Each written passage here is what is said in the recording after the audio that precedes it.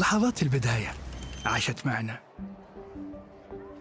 كنا نحسبها وقت للتسلية بس، نحسبها بس ذكريات. عبود أعطي أختك اليد يا ولد. ابتكرنا فيها ابتكارات، وإذا بغينا قلبناها خرافات. كنا نحسبها بس لمة وصحبة وسهرات، انتبه نوب ترى نوب. لكن كنا نشوف عالم ما حد يشوفه. ليت يشغل وقته بشيء يفيده. الله عليك على اليد سود. عالم كبر وعاش فينا، عالم الحماس فيه يوصلك كل مرة لحلم أصعب بس ما يصعب عليك. بارد معك وين ما تروح.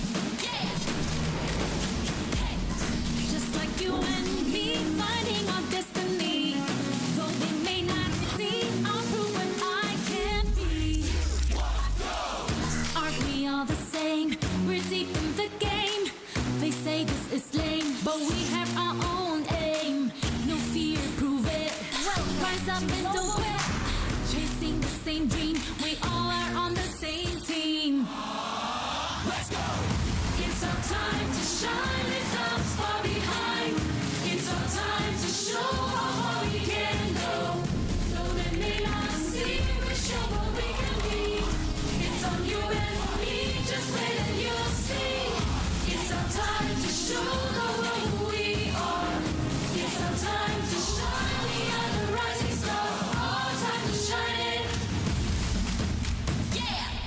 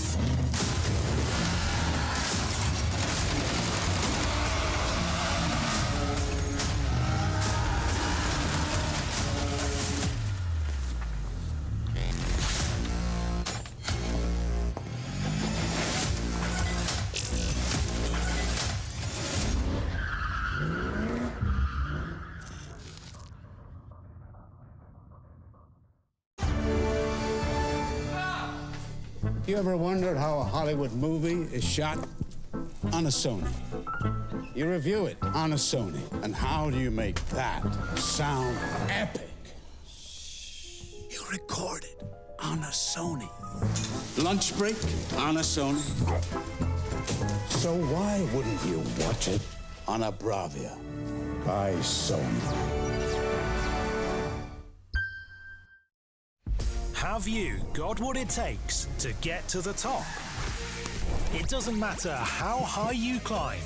To reach the top, even the biggest champ needs a break. So you can recharge, dive back in, and dominate.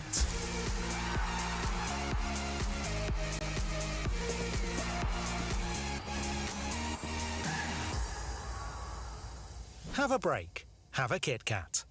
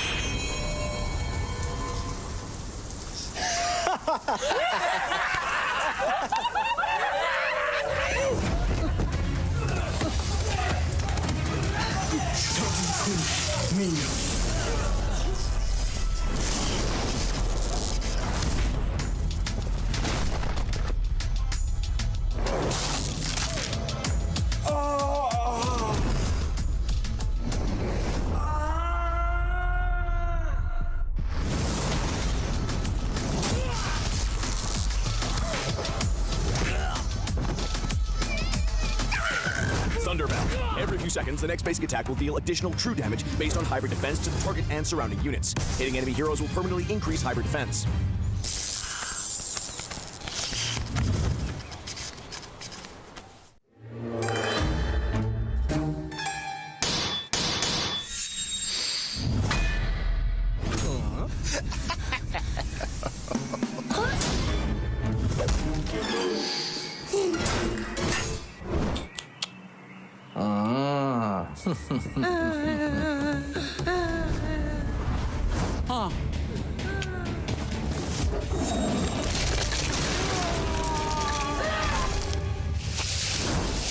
Skypiercer. Dealing damage to a low HP enemy hero, execute the target immediately, and each kill increases the execution threshold.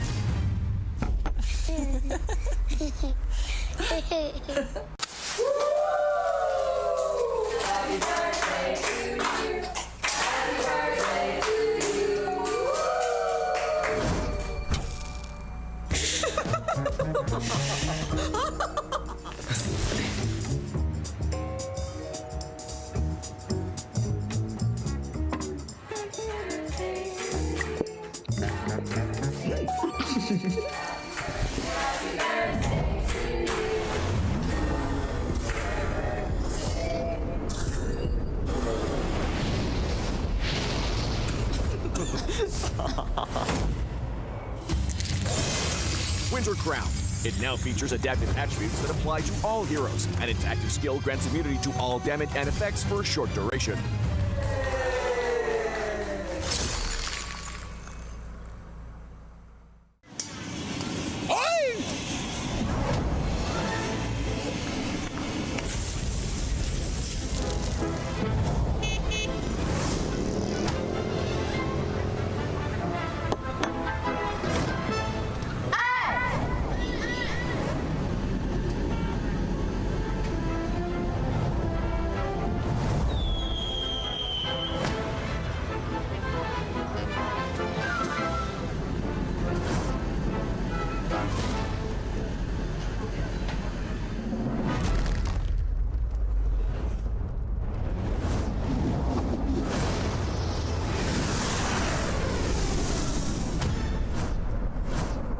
Malefic Gun.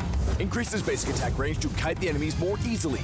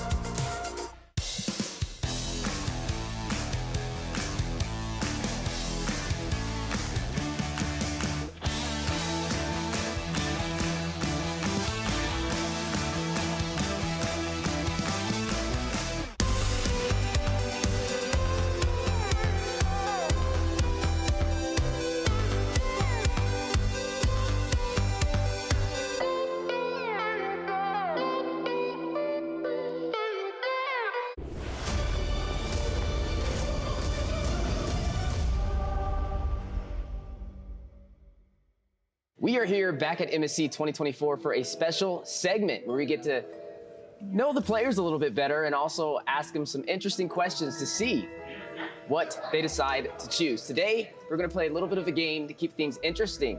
We're going to ask them certain questions, and it's up to you guys to be able to decide which player this relates to the most. Today, we have Nit Flash in the building. You've seen them dominate all the way out in Singapore and now here in Saudi Arabia, Riyadh for MSC 2024. And congratulations on making it into the knockout phase. Yeah. I have Lozy and also Hades, the roam and the jungler for Nit Flash. You guys ready to play? Of course, man.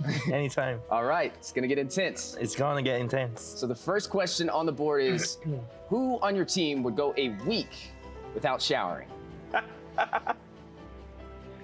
See, I'm really curious to see if they pick the same answer. That's gonna be the secret to it, but we'll have to see who they decide.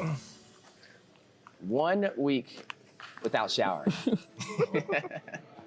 Be really tough out here in Saudi Arabia, Riyadh. It's very, very hot. All right, guys, so they have their answers. You guys, I'm gonna count to 3, and you'll show it. I wonder if it's gonna be the same answer. 1, 2, 3. Let's go ahead and see. Hades. Oh! So you picked Hades. Hades, yeah, man. See, he picked Curtizi. Curtizi. So Hades, is that true? No. Oh, not true. That's why he's lying.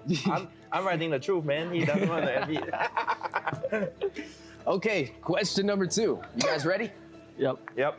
Who on your team is most likely to end up on a news headline? On a news headline. Is it a good thing or a bad thing? Let's go for bad thing. Bad thing. Bad thing. Who's gonna? Bad thing.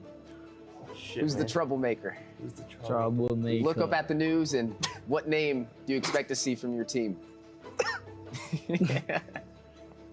See, I'm really interested to see this one. I want to see which player this is. They didn't pick the same answer last time, but we'll see.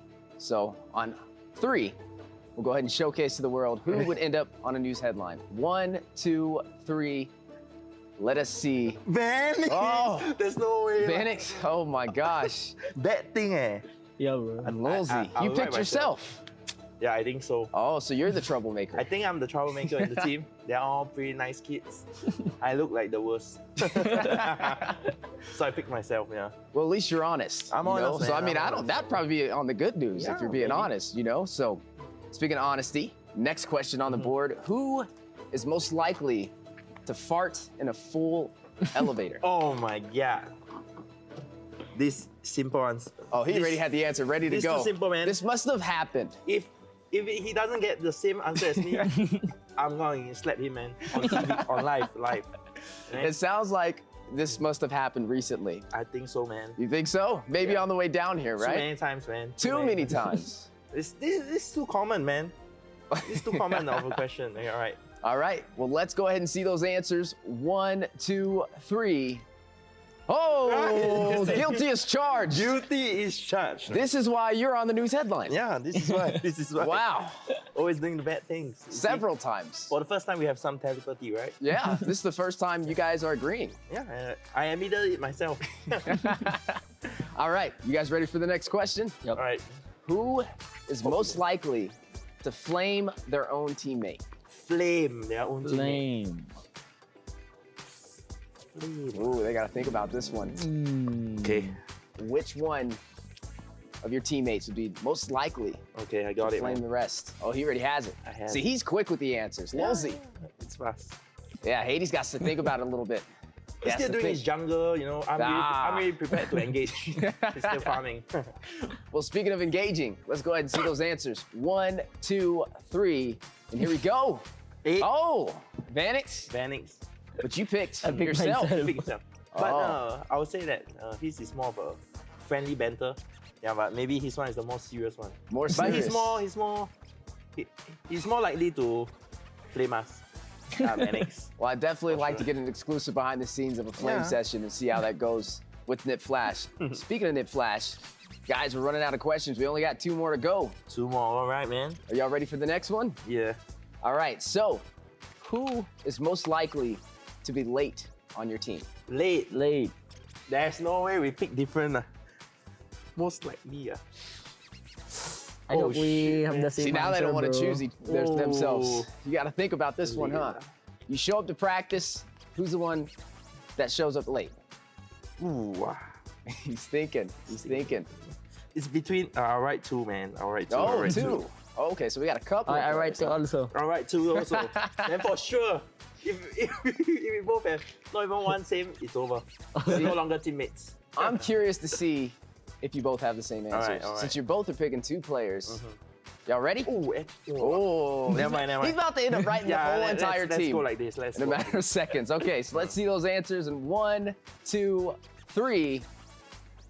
Oh my God. Okay, at least you have one same. Yeah. So Diablo is the similarity It's a- between yeah, both of you, huh? similarity, So we'll yeah. give it to Diablo. Give it to Since Diablo, we'll both give of it you to picked Diablo. All right, guys, one more question, Last one, better be ending with Last a one. bang, man. but the best one. Yeah, for the best one. Are you ready? Yep. Ever ready? All right, who is most likely to give the best advice for Nip Flash? Best advice. Advice. In what way, man? In what sense? Best advice in terms of Life? Or Life. game? Life. Let's do Life? both. Let's do life first. Life first. Life. Now, how about life the first name you write is life, and the second one you write is game. Okay, game. Life first, then game. Life first, then game. Life man. on top, game on bottom. Yep, only one name for each. Easy. Easy. Easy. Nip Flash, you gotta love him. I love the Done. energy. Oh, he's done. I'm done also. All right, you're done as well. All right, guys, final question of the day for Nip Flash. Let's go ahead and see those answers on 1, 2, 3. Oh, Losey and Curtsy. Game. Oh, you picked Losey as well. Of course. Oh, Because so he's the for oldest life, in the team. I guess I know who to talk to. You know what to. Yeah, man. But weren't you the one on the headlines for the bad news? Bad news, good news, everything, man. Everything. Oh, okay. Jack of all trades. Jack of all trades, master of none. Master of none. Well, there you have it. Yeah. Ladies and gentlemen, Nip Flash, guys, thank you so much for you taking so your much. time today to answer these questions, and good luck in the knockout phase. Thank you. you.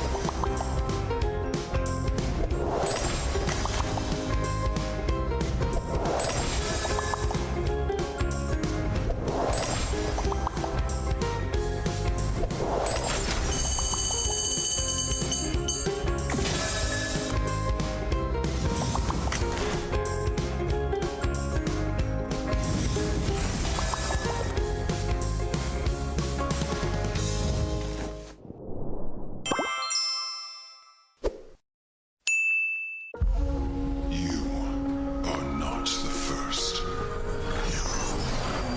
Those who sought to seal us in this prison found their souls ripped asunder.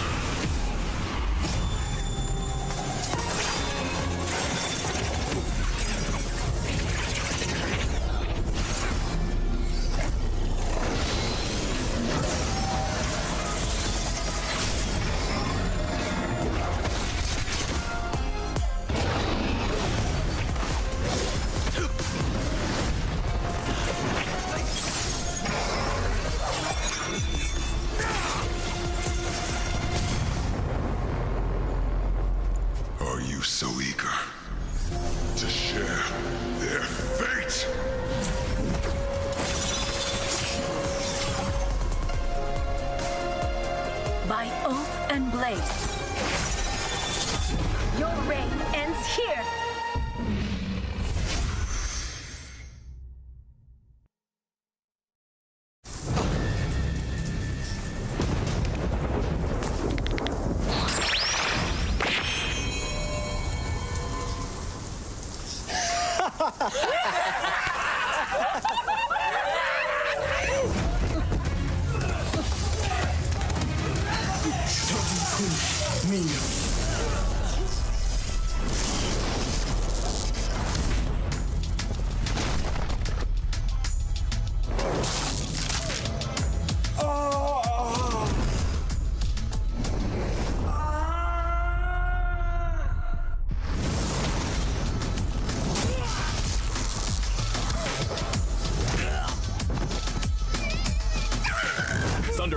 Every few seconds, the next basic attack will deal additional true damage based on hybrid defense to the target and surrounding units. Hitting enemy heroes will permanently increase hybrid defense.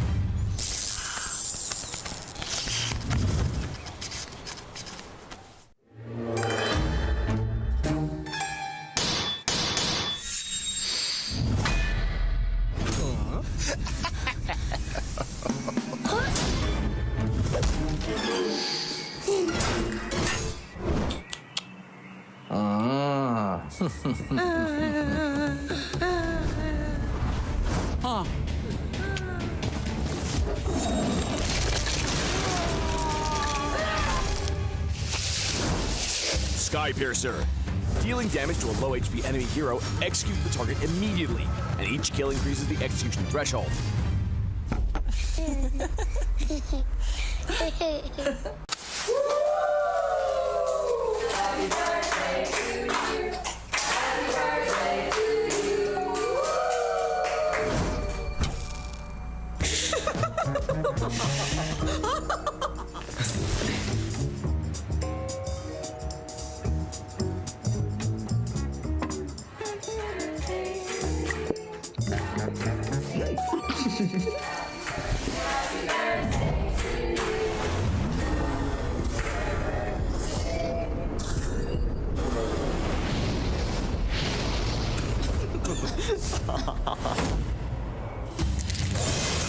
Winter Crown. It now features adaptive attributes that apply to all heroes, and its active skill grants immunity to all damage and effects for a short duration.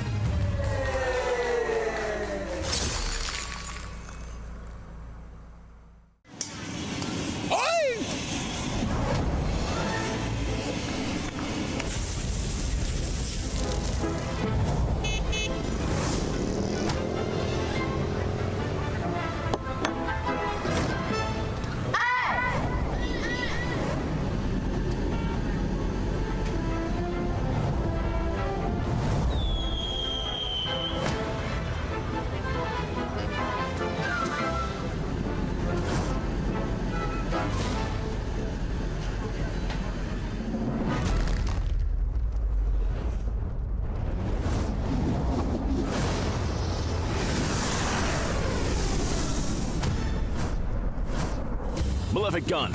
Increases basic attack range to kite the enemies more easily. Okay. Just like you and me, finding our destiny. Though they may not see, I'll prove what I can be. Aren't we all the same? We're deep in the game. They say this is lame, but we have our own aim. No fear, prove it. Rise up and don't quit. Chasing the same dream, we all are on the same team. Let's go! It's our time to shine, leave them far behind. It's our time to show how far we can go. Though they may not see, we're sure what we can be. It's on you and me, just wait and you'll see.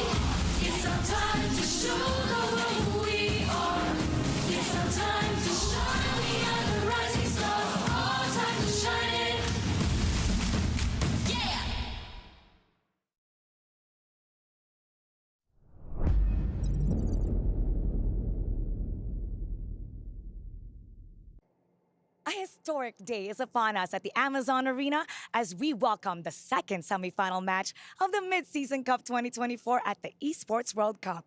That's right, because for the first time since the inaugural International MLBB Championship all the way back in 2017, that we're going to have a Singaporean or a Malaysian representative reach the tournament's culmination. Our upcoming matchup will clearly define the evolving competitive landscape that's unfolding right before our eyes. And the question remains, can the Singaporean all-star lineup give the red-hot Selangor Red Giants their first match defeat in over 100 days? Or will the Malaysian champions remain undefeated and claim another key to advance to the grand finals? We're going to answer every single one of those questions as we continue our journey to see the world here at the MSC 2024 at the Esports World Cup.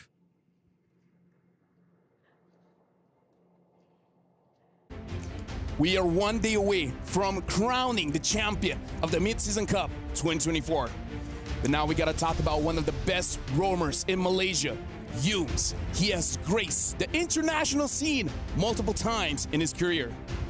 On the other hand, Diablo, the Singaporean superstar, is about to make history on his 4th consecutive run on MSC.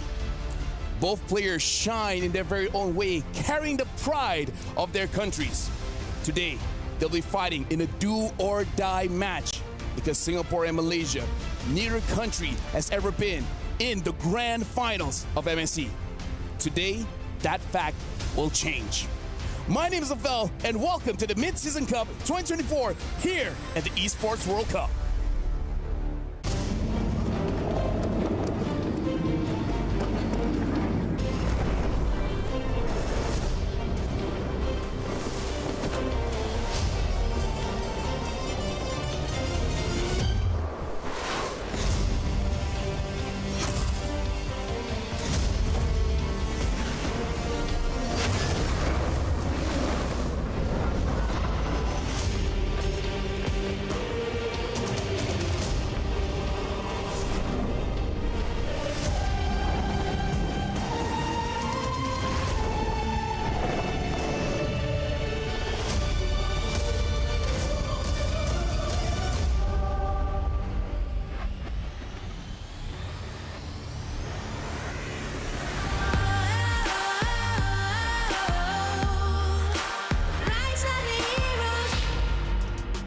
Two different teams from two different countries, both wanting to make history. Welcome to the 4th day of the Mid-Season Cup 2024 here at the Esports World Cup. My name is Afel. Alongside with me is our analyst, Wolf, as well as Gideon. How do you guys feel? Are you guys prepared for today?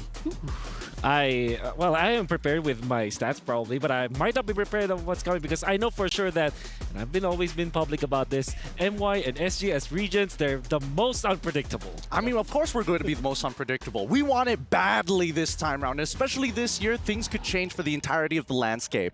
And I gotta say, for our casters, just letting you guys know, so far in the knockout stage, when it's a best of 5, well, Malaysian teams are known to go all the way to the best of 5. So are you guys ready for that?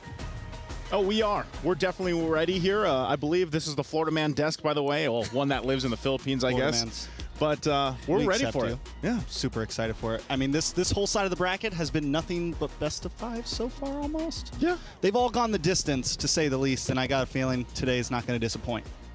Well, I can confirm, all the games went all 5 games. That being said, yesterday was an intense semifinals. So honestly, if you guys didn't catch it, it was Falcon CP Brand going up against Team Liquid Echo. It ended with a 3-1 where Falcon CP Brand were the ones to become the winner of that match and going to the grand finals. Just in case you guys missed it, let's check out yesterday's recap.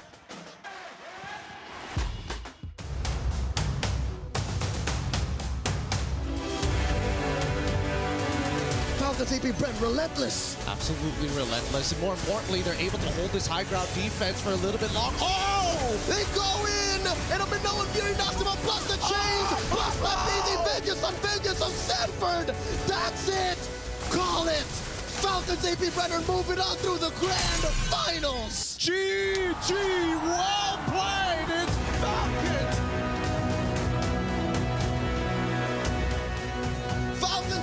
Bren at match point. FCAP is here. Falcons are here.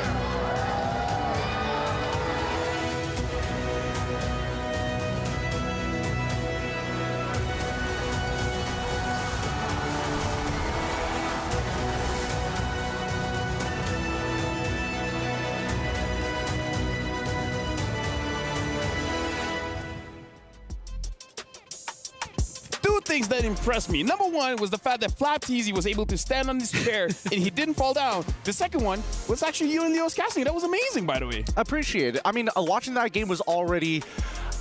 you mentioned it perfectly, right? Breaking out of the Matrix, we got to see some real MLBB that day. And I'm just was surprised about the overall result. I thought it would go 3-2, and I honestly thought that Team Liquid Echo has got it in the bag, you know. But then again, Falcons Saber Brand picking up the momentum. I think now they are a big threat to everyone. I think SRG or NIP Flash will have a very difficult grand finals ahead of them. Oh yeah, funny enough, I was actually able to meet Mr. AP, and he was talking about yesterday's match, and yes, there's a very big difference between the grand finals in MPL Philippines and right now, and definitely Falcon AP Brand, they're looking to be much stronger for this one. So I do agree, both SRJ as well as NIP Flash, they got something that they have to definitely prepare for. So for now, let's look at Pepsi's top reactions.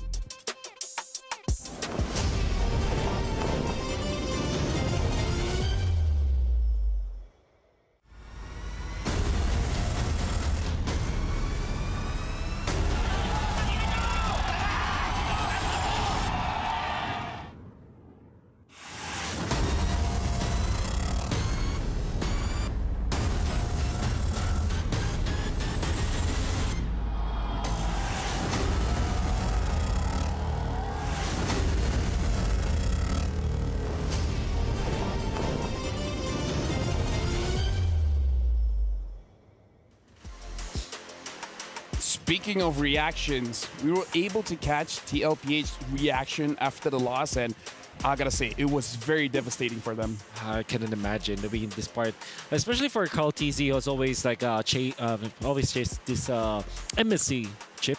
Well, him and Few. This is the only title that they haven't won, so it must be so crushing, especially because they were very public about this as well. The prize pool. I think that also matters to them in this particular that particular loss. I mean, not even just the prize pool, right? I mean, talk about sentiments. That could have been the full completion of every single tournament that could be possibly won by an MLBB player, and that alone could have been a huge achievement. With that being said, yesterday we had 4 amazing games in a best-of-5 match.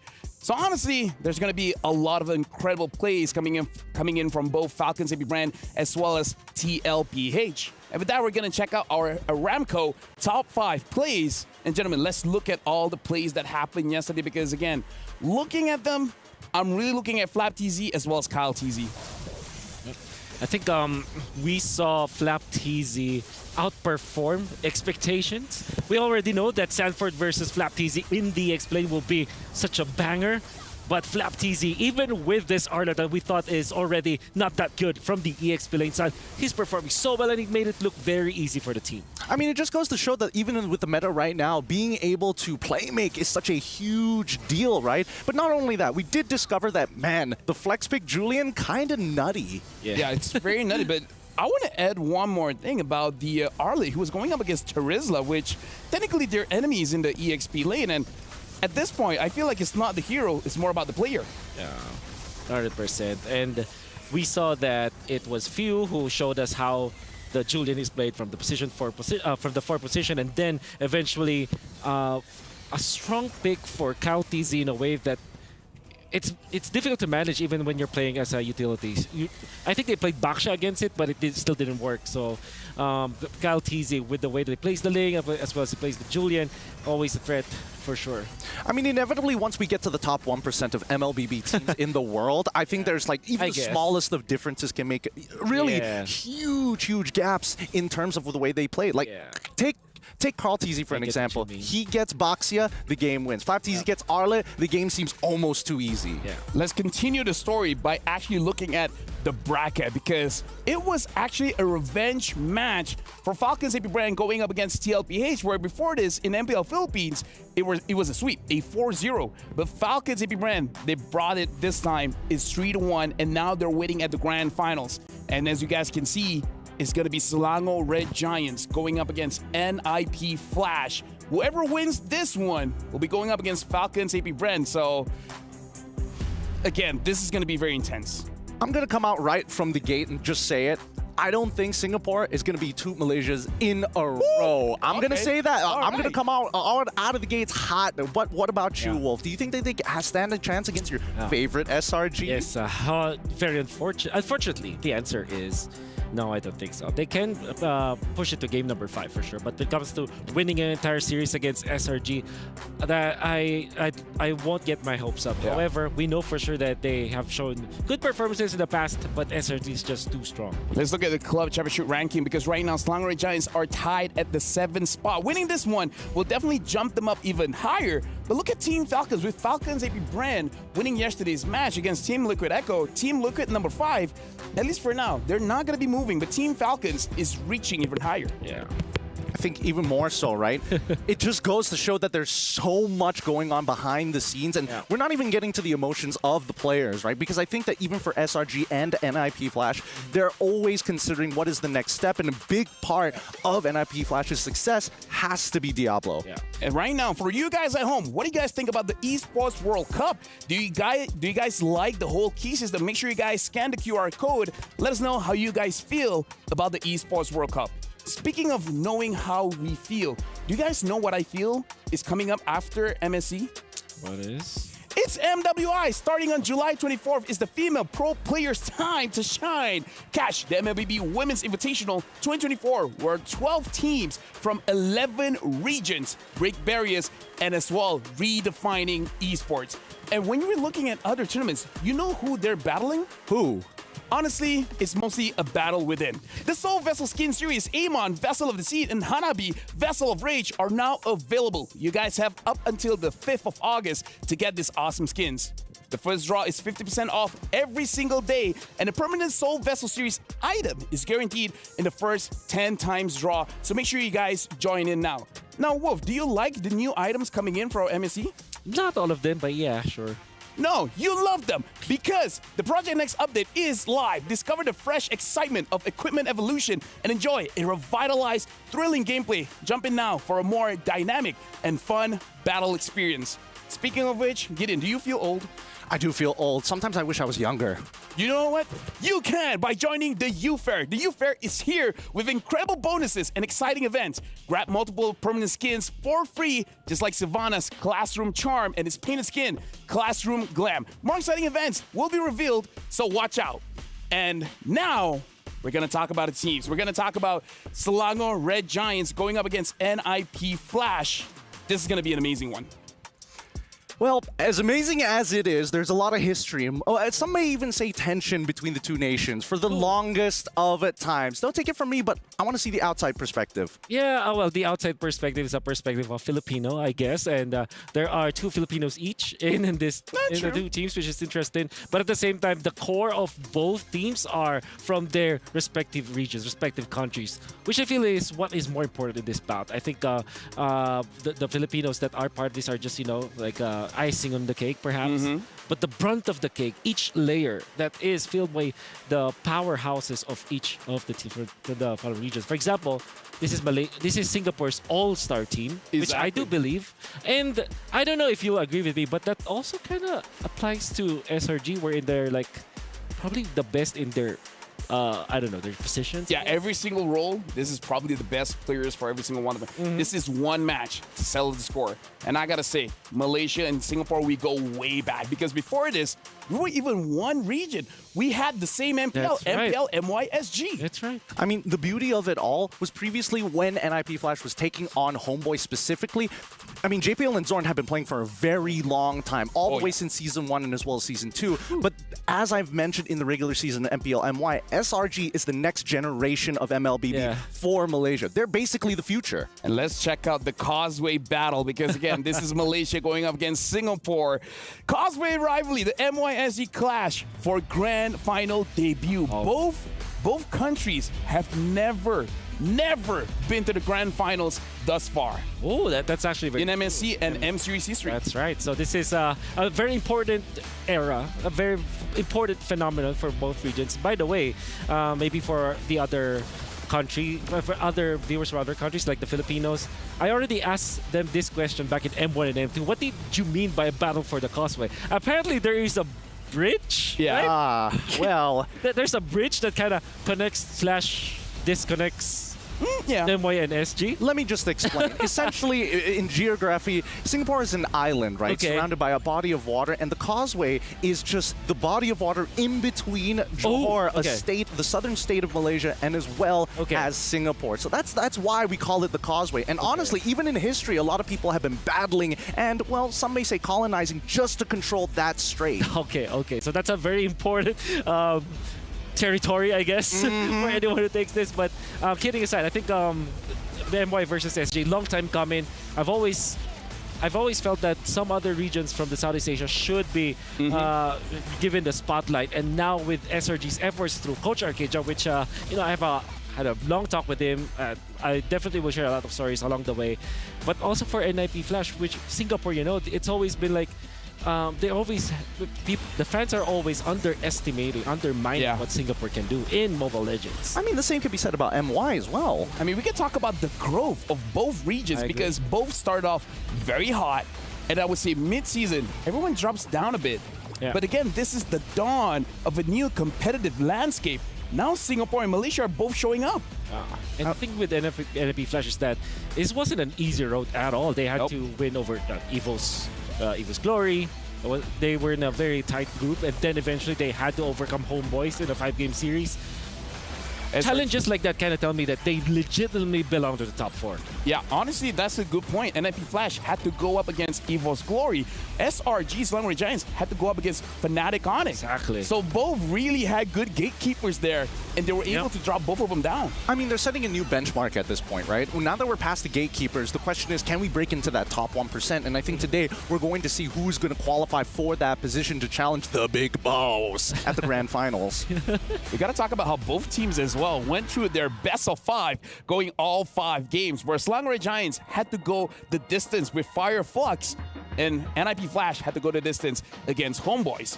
With that being said, we can definitely see that NIP Flash, they have this tendency of learning what the opponent is doing, and we heard coming in from the coaches is like, if we lose, we lose. But we're going to lose with our best heroes. So it's all about Slangerai Giants. Can you adjust to the best heroes of NIP Flash? Yeah, that's actually pretty cool. Your tournament life is on the line. And then you pick up Benedetta on Diablo with full damage. You bring back Hades with the Guinevere. They have Martis in the mid lane. That to me is very cool. And I love seeing teams approach a tournament like that. Like, play your best Mobile Legends hero and try to win it. Yeah, right now we're looking at both teams marching to the Amazon Arena. Gideon, how are you feeling? Like, because we've been here for a while. We've seen Singapore grow. We've seen Malaysia grow. I hate the fact that you had to do it when NIP Flash is rolling out here. But no, I think that NIP Flash is one of those teams where you don't know what to expect. But at the end of the day, it really just boils down to they are very analytical. They like to keep it simple in comparison to SRG, where it's about chemistry. It's about feel and then backing it up with the logic. Yeah, man, I had a... Oh, Stormy's mom's here. Yeah, that's pretty cool. Wait, Storm, is it common in Malaysia to do that gesture? Yeah, no, Stormy's mom was... Supposedly she's not coming, but I guess they found a way and now she's here. Speaking of which, let's get into our Dr. Sulaiman Al-Habib upcoming showdown between Slangerai Giants and NIP Flash. And again, this is, at least for me and Gideon, it's gonna challenge our heart race. I kind of feel like it'll be racing a lot for today. I'm sure. I'm gonna be trying to be as unbiased as possible because again, I love both of these teams and I wish that the bracket didn't end up the way that it did, but hey, you know, it just happens to be this way. And with that being said, you guys see Dr. Sulaiman Al Habib's showdown of the day. And with that, we're actually going to be throwing it over to the stage because we got to introduce both teams to start the match. And with that being said, Mara Aquino as well as the Wood Sandstorm, I hope you guys are ready because coming up, this is going to be an intense match. We'll send it over to you guys.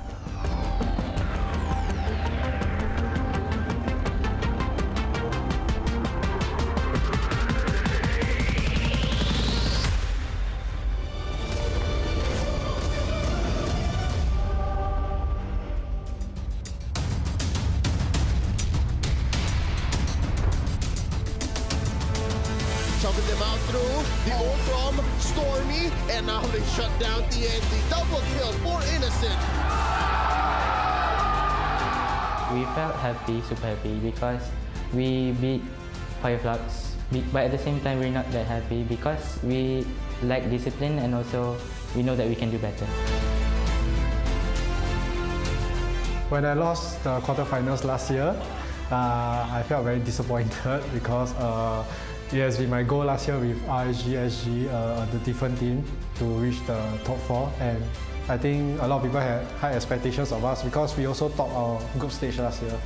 Like this year, it's the exact same thing, but this year we managed to do it, so I definitely felt a lot happier. Yeah.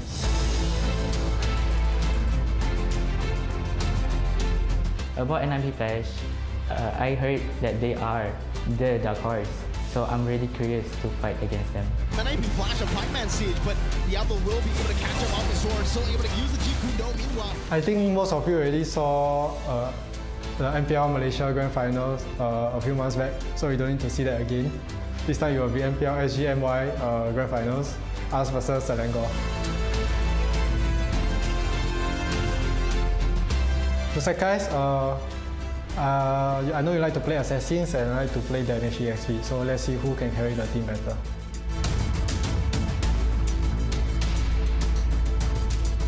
Who hates, best of luck, and let's see how you match up against the guys.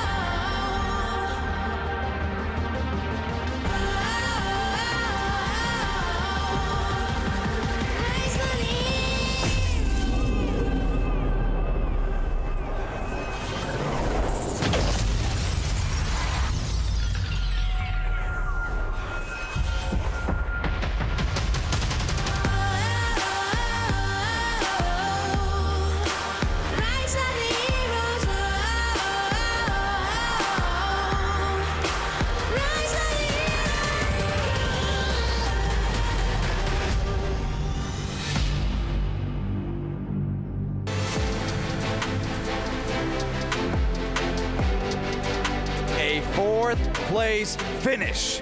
That was the best performance that we have ever seen from a Singaporean representative in an international MLBB tournament. And that was set back in 2017 in the first ever MSC by none other than Impunity SG. A third place finish. That's the best a Malaysian team has ever achieved in an international MLBB tournament set by Todak in the M Series World Championship in 2019. And today, all of that changes as one of those teams from those regions will make it to the grand final. Ladies and gentlemen, Ayuha Sayudatu Asada. Welcome to the Amazon Arena. Ladies and gentlemen, we will continue our journey to see the world today on this incredible stage because two teams stand tall against each other and only one of them will take that next step to the crown, of course, of the MSC trophy.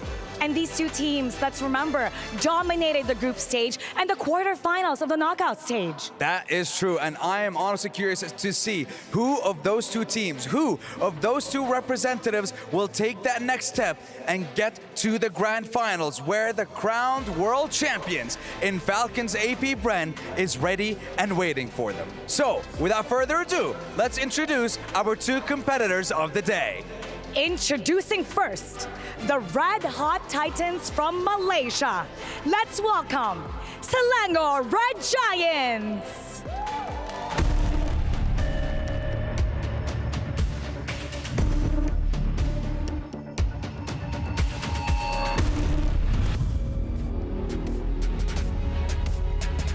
Selangor Red Giants. This young squad, composed of Cram, Sakai, Stormy, Yums, and Innocent. They're looking to finish their journey to see the world without a single scratch in their record. Over 100 days undefeated. Now that is a heck of a record to have on your shoulders, and I want to see if their opponents on the other side, the star-studded lineup from Singapore, can take them down. Welcome to the Amazon Arena, NIP Flash.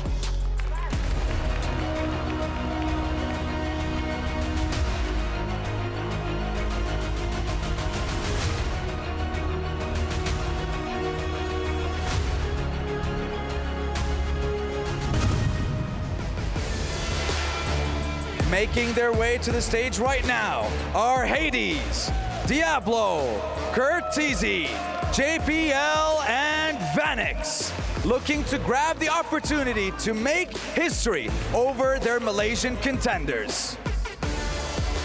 Boys, SRG, NIP Flash, it is time to take your seats, for the battle is about to begin, and the fates of your lives, of your dreams, and of your keys will be decided in our best of 5 do or die match of the day.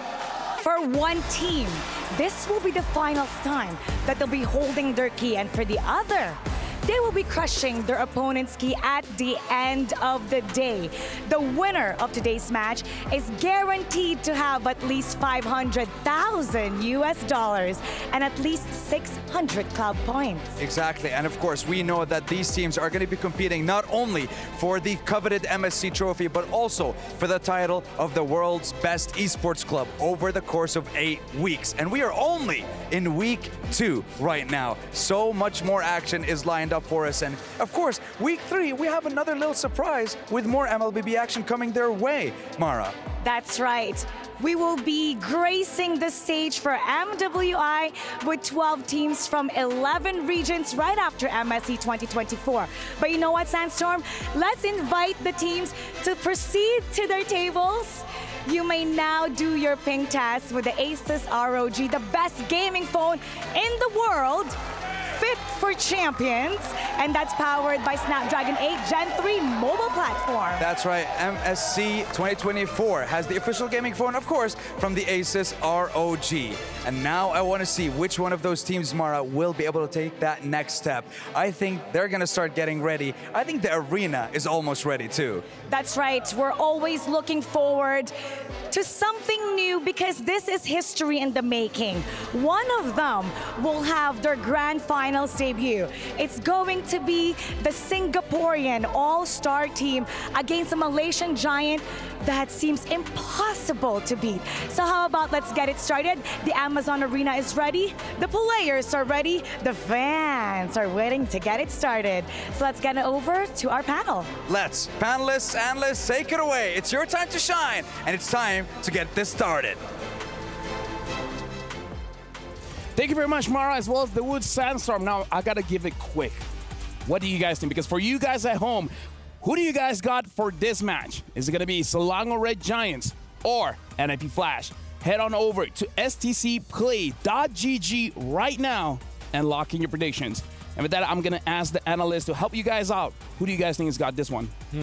All right, I think I've already said it before. It's SRG for me. But if there's one team that have actually shattered my record for all my predictions in the knockout stages, it was only NIP Flash. That's where I got it wrong first. So maybe, who knows? Maybe I'm wrong again today. No, I totally agree with you. There's a good chance that there could be an upset today. And honestly, I'm hoping to actually make some guest coins, double it up here with SRG. Yeah. I mean, with that being said, you guys heard from both our analysts. Looks like this is going to be a Slangoray Giant stand. But again, sometimes we have been wrong. Actually, many times. Debatable. I would say we have over 50% win rate, and the last time I checked, over 50% is... Yeah, that's pretty good. It's pretty good, right? It's pretty good. We got to talk about the draft here because I'm going to go back before this when we had an interview with NIP Flash where they said that they've studied Udil and they understand that the Martis is an incredible matchup against his hero pool. And they've also discovered that Kirk Teasy is better than Udil. With that being said, I wonder if they've done the same thing for Stormy and if the Martis is also the same answer for this guy. That could be a potential. But then again, this is the thing with whatever NIP Flash did going up against Homeboys is that they did it in the quarterfinals, which also means that will not escape the mind of SRG. Like That's true. For Coach Arcadia and the coaching staff, they probably will keep that in mind, you know? I totally agree, and especially since we're already seeing that SRG has opted to go on the blue side. Statistically, blue side has been looking pretty good. Although red side has been catching up fairly quickly, the only way we're going to have the mass amount of data is once we get to the grand finals. Yeah, with that being said, we saw that the draft is starting, and looks like Slangoray Giants will be having the first pick, NIP Flash having the second pick. The question really is what NIP Flash wants to ban away. Because we've seen a lot of Ling bans, a lot of Aurora as well as Chip when you're on the red side, but maybe they're willing to let one go and maybe ban something out like the Roger, where again, the pick rate of the Roger is insane. No, it's 100% whenever it is 70% pick rate. 70% pick rate. So that I could safely assume that whenever it's open, it will be picked up. Exactly. It's like 100% pick and ban rate. So, yep. I believe that as much as we like the Chibi versus Hades brawl in the Assassin battle, I think this will be an even more interesting Assassin battle, right? Because Sakai's really is the Sky Prince. That sounds good. You know what? I'm claiming that the one. Sky Prince. Starting from MSC, he's known as the Sky Prince. I love that. I like that moniker a lot. I mean, considering how this matchup is going to be, I'm not sure whether Coach Arcadia is going to be looking to attack the gold lane or just, if Ling's open, just give it to the Sky King himself. Yep. Maybe Ling should not be let go by any of the teams just because of how OP the Ling is. I would say that this should be like, I want to see like a Nolan versus Hayabusa battle again. Isn't that Hayabusa favorite at the end of the day? That's actually true. I mean, yes, you can move around the map a little bit faster, and I would also make an argument that maybe even the Fanny might just be a little bit better, so you have an extra bit of punch in the early game. That's true. I just feel like Ling is like way too OP to kind of force a battle. It's not even a duel at this point because the way that you handle the Ling is more macro based, wherein you try to stop the split push and you kind of focus a lot on the neutral objectives. So, yep. Here's the thing. Moscow. I kind of feel like NIP Flash will have a bit of a difficult time going up against Slangoray Giants when it comes to the draft, just because for some reason you feel like Slangoray Giants haven't revealed their full lineup just yet in terms of the heroes that they can use. But I'm gonna update you guys. Slangoray Giants, they have started a ban. They're banning out Valentina, Louis, as well as Benedetta. For NIP Flash, they ban out the Chip, Angela, as well as the Roger. SRG, they first pick up the Moskov. So no Ling, huh?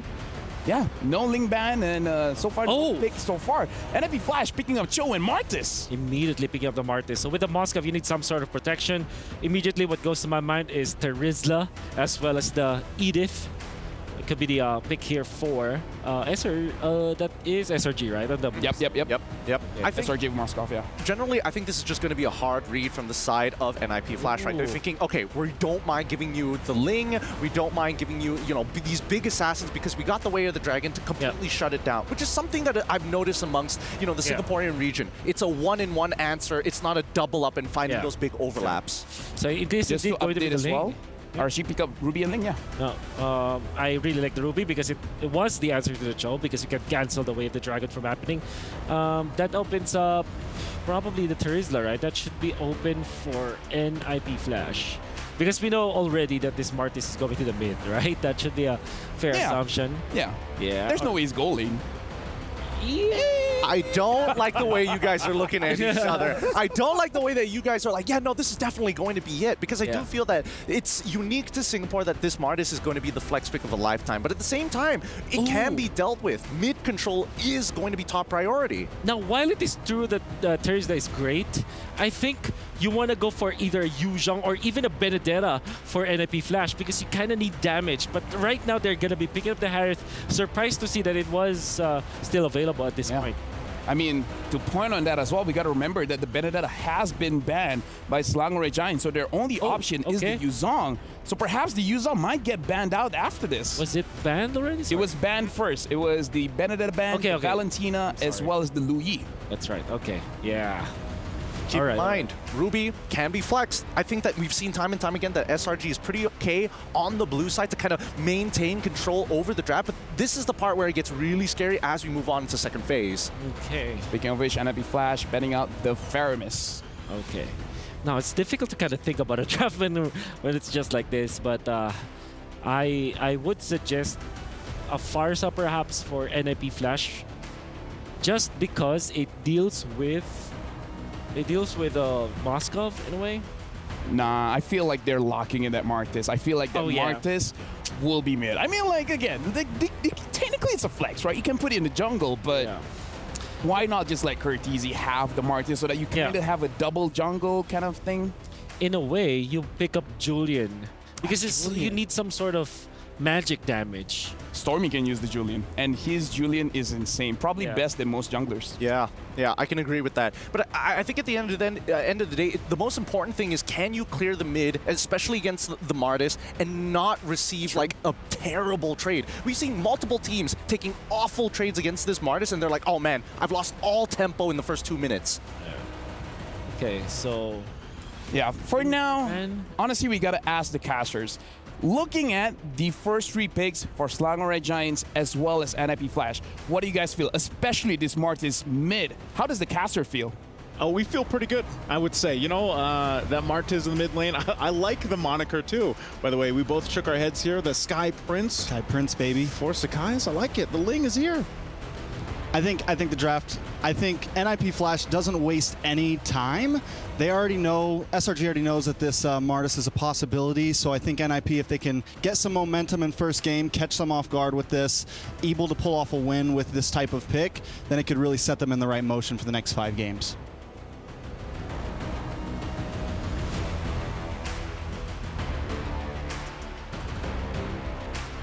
Okay, so I thought we were going to have, you know, a full breakdown here, but it looks like the last ban, too, was Mincetar. Yep, last ban is going to be Mincetar, Aurora on the other side. So right now we need NIP Flash to pick up. They need a mid laner here. We did hear Wolf mentioning the Farza. I don't know if I'm on board with the Farza. The Ling definitely counteracts it. I mean, the Ruby, a lot of things on the side of SRG could be a problem to it. And we have the Curtizi already, so really jungle Uranus. Okay. So Uranus is actually going to be locked in. I know you guys are seeing it pop up on the screens now too. So interesting lineup, because this also just now allows you to put a stalwart in the lane. Yeah, thank you very much, Casters. Gideon, don't you love the Uranus? I hate the fact that you keep throwing it to me, especially when you know my little triggers. Yeah, I think that Uranus in this point, just the sandbag is a pretty good idea.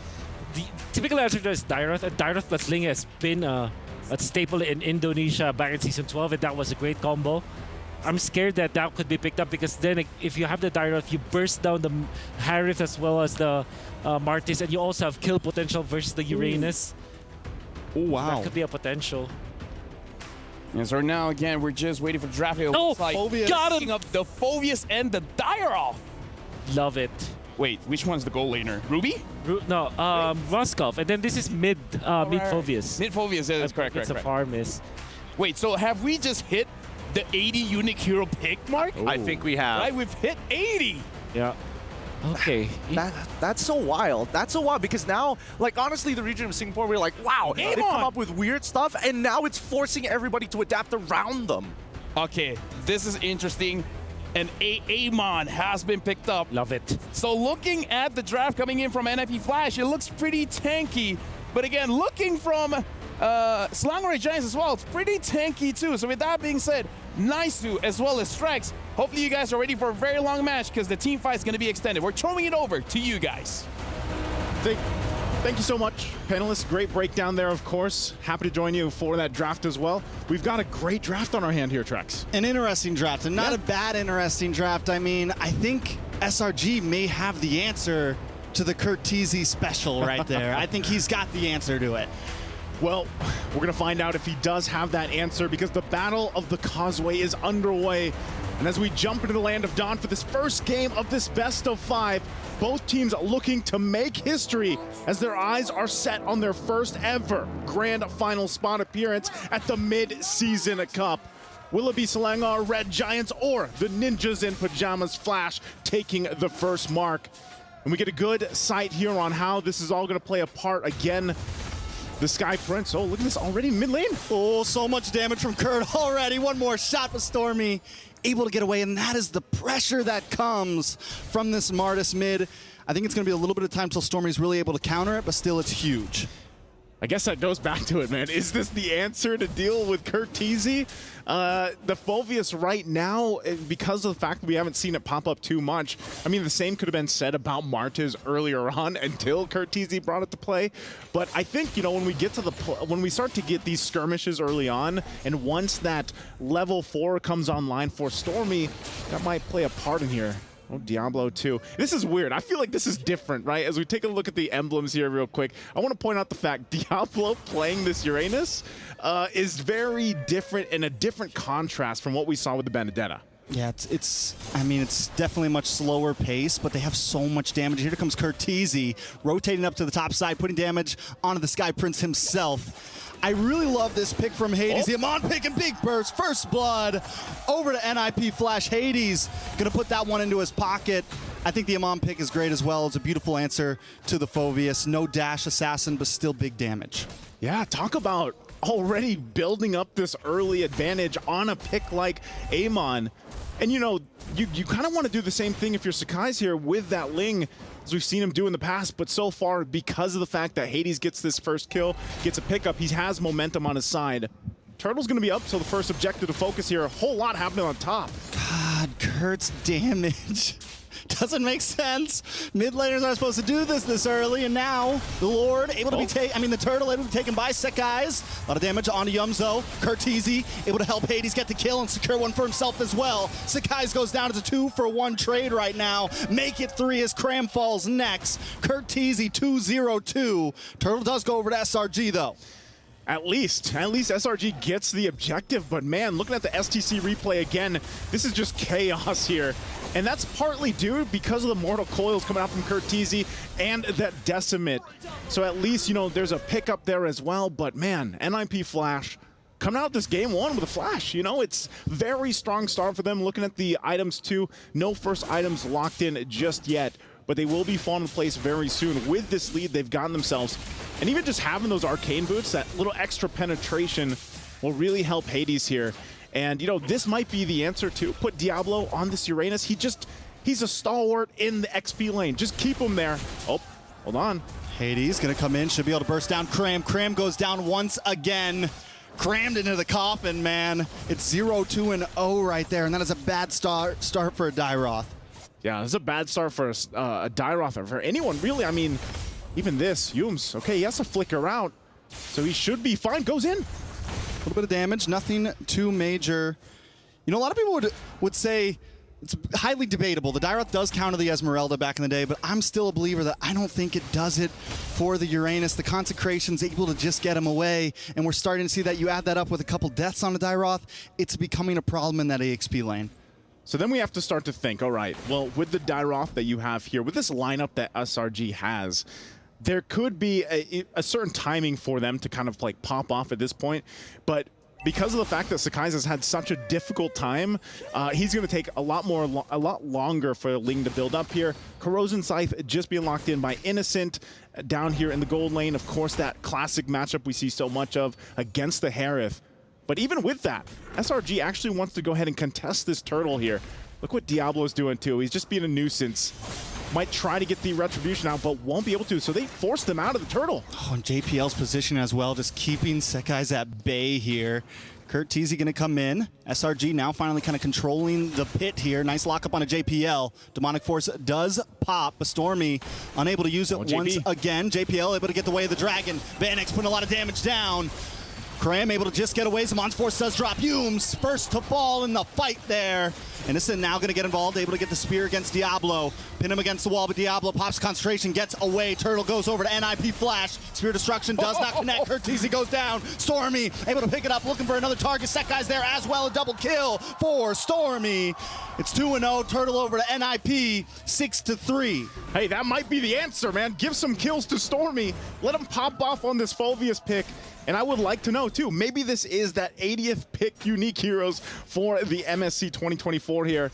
And again, looking at the items fall in place, he's already got that Clock of Destiny locked in now for Stormy. This could be a big power spike for the team lineup here from SRG, because so far there hasn't been a direct answer just yet from Curtizi. They're going to have to shut him down. Ooh, I'm offended. On to 2. Curtizi goes down. The pick is starting to fold. JPL taking some damage as well. Demonic Force doesn't get proc. Stormy doesn't need to blow the load yet.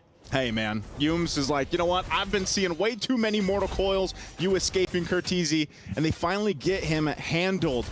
So now it's shifted a little bit for NIP Flash. They have to have an answer for Stormy. We know that Fulvius, now traditionally in history when he is picked up, once he gets a lead like this, I don't know, he just becomes almost unkillable, especially when he pops that Demonic Force against them. JPL gonna get some information, will get zoned out there, but that's the thing. NIP Flash, great start for them, but they could easily lose that lead they built up already. So both teams, I think, are going to have two very hard-to-kill forces. We have the Uranus with Diablo. We're going to have Stormy for SRG. Both teams do have answers, though, right? You have Humes and Innocent, who should be able to shred down Diablo. He should be able to get away from this. And then on the other side, you have JPL, who can get that big way of the dragon, stun up Stormy just long enough that maybe they can burst him down. So it's going to kind of come down to who can get these big boys out of the way. Yeah, it's all about, like, getting them out of the way, but at the same time, you're buying time for your gold laners. You know, like, Innocent needs time. Obviously, he just picked up his next item, the Golden Staff, now for this Mozkov. This is the third turtle of the game. Looks like NIP Flash is just going to go ahead and start it up and try to keep Sakai's from getting into retry range here. Pinch Poise is up. Zamon's Force does drop. Humes drops along with it. Turtle looking like it could go over to NIP here. Sekai's still there. Stormy taking a little bit of damage, forced to back off. Cram backs off as well. Down to the boss side, though. Innocent able to take a tower during the chaos. Hades finds the turtle. So tower for Turtle, plus pressure in the bottom lane. SRG not completely losing out. They get what they can. NIP Flash, you know, it's better that they just go ahead, get that turtle. They got a kill off of it, but SRG at least making some macro play here. It's part of, you know, basically the chessboard, if you will, because SRG, they got to have space to work around with, especially the lineup. This is where the Ling gets to shine. You have a space advantage around the map. You can then go ahead and put pressure as well. So it reverts from Innocent doesn't always have to be the one split pushing. You can then let Sakai's do it. He shows up for these objectives and tries to steal it. Now, part of that, too, is where does this Dyroth fit into this whole thing? And it might just be, you know, hold on. JPL take some, should be okay. Should be okay. He's all right. I was going to say, you know, it might just be getting that armor penetration on with that Dyroth. And, of course, the Abysm Strike's a little bit tough to land here, I would say, against this lineup from NIP Flash. But also items locking in here. Berserker's Fury now for Sakai's, working against that gap. But look at this. The Genius Wand 2 from Hades will help with the fact that you want to play into Vanix. You have this Harith. You got to let him shine at some point, but already looking at this fight for mid control, if they can get the tier 1 turret down, that might be best for whoever is able to do that before the Lord comes up. Yeah, tier 1 mid is going to be huge. Both teams have lost a little bit on the side lanes. Nothing too major. Hades versus Sekai's, though, I'm wondering, they got to do something about Hades because Sekai's having trouble getting in onto these neutral objectives, because if Hades has that ult ready to go and he lands it, it's a lot of damage onto a squishy Ling, right? And it's something you're not really able to dance around. So SRG needs to create some space when it comes down to these Lords. Taking a look at these gold differences, Diablo right now, full 1.8 ahead of Cram. Yeah, he's been farming his mind out. JPL, though, constantly looking, possibly conceal. Man, I feel like, you know, when we saw JPL earlier in the matches, he was such a playmaker. Right now, it looks like he's struggling to really find the right setup. But he's got the, you know, he's managed to do it 4 times. It's just now at this point in the game, you have to be even more careful because of what's happened in the previous skirmishes. And although they hold, you know, a bit of a lead, look at the confidence that SRG has. They're going to go ahead, pull up the Lord, try to get the attention. Meanwhile, Diablo will continue to do this against Sakai's.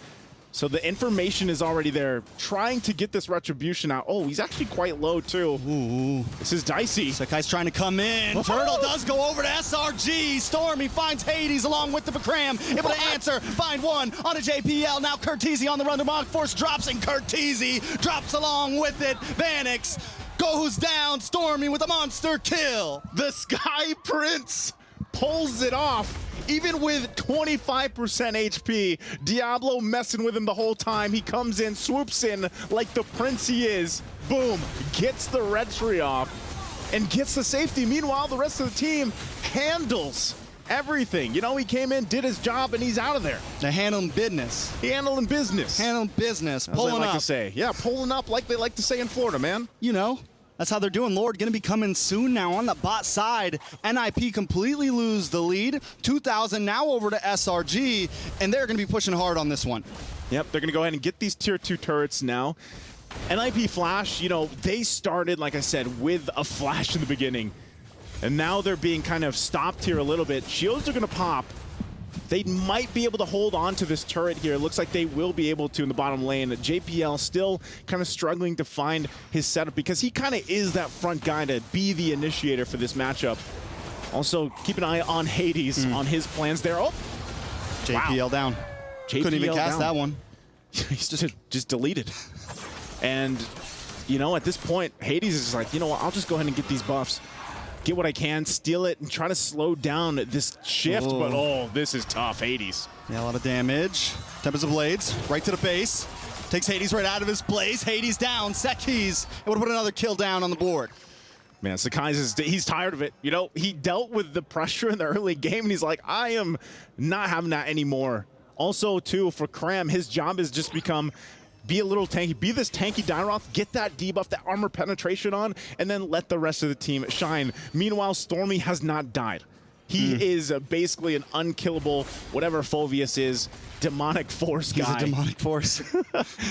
And how do you deal with him if you're NIP Flash? Because their lineup's pretty squishy. Diablo, look at this. Ooh, a lot of damage on a Diablo. Pops a consecration, but damn, it's too much.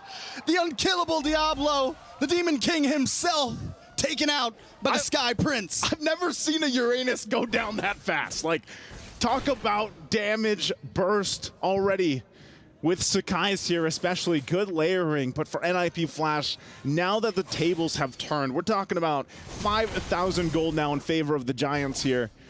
With this momentum that they have, NIP Flash is kind of left to wonder, how do we actually win these team fights? How do we get the advantage in our favor? A Malefic Roar also being picked up by Sakai's will make that even more difficult at this point. JPL's almost at risk. I mean, he's almost... Oh. Ooh, Curtizi pulled in with the Yama Fender. The burst damage connects over and over, but Curtizi still able to just get away. Tempest of Blades drops. JPL flickers back. The Bonds Force is there to help out. Trying to dance around Van X, trying, but he still falls. That's one down. SRG, it's all they need to try to move over. But Hades now trying to lock onto Krem here. Gets the ult off. But he lives! And he falls for that one! Sekai's! 5, 2, and 4. Krem just stood there because he's like, nah, I'm fine.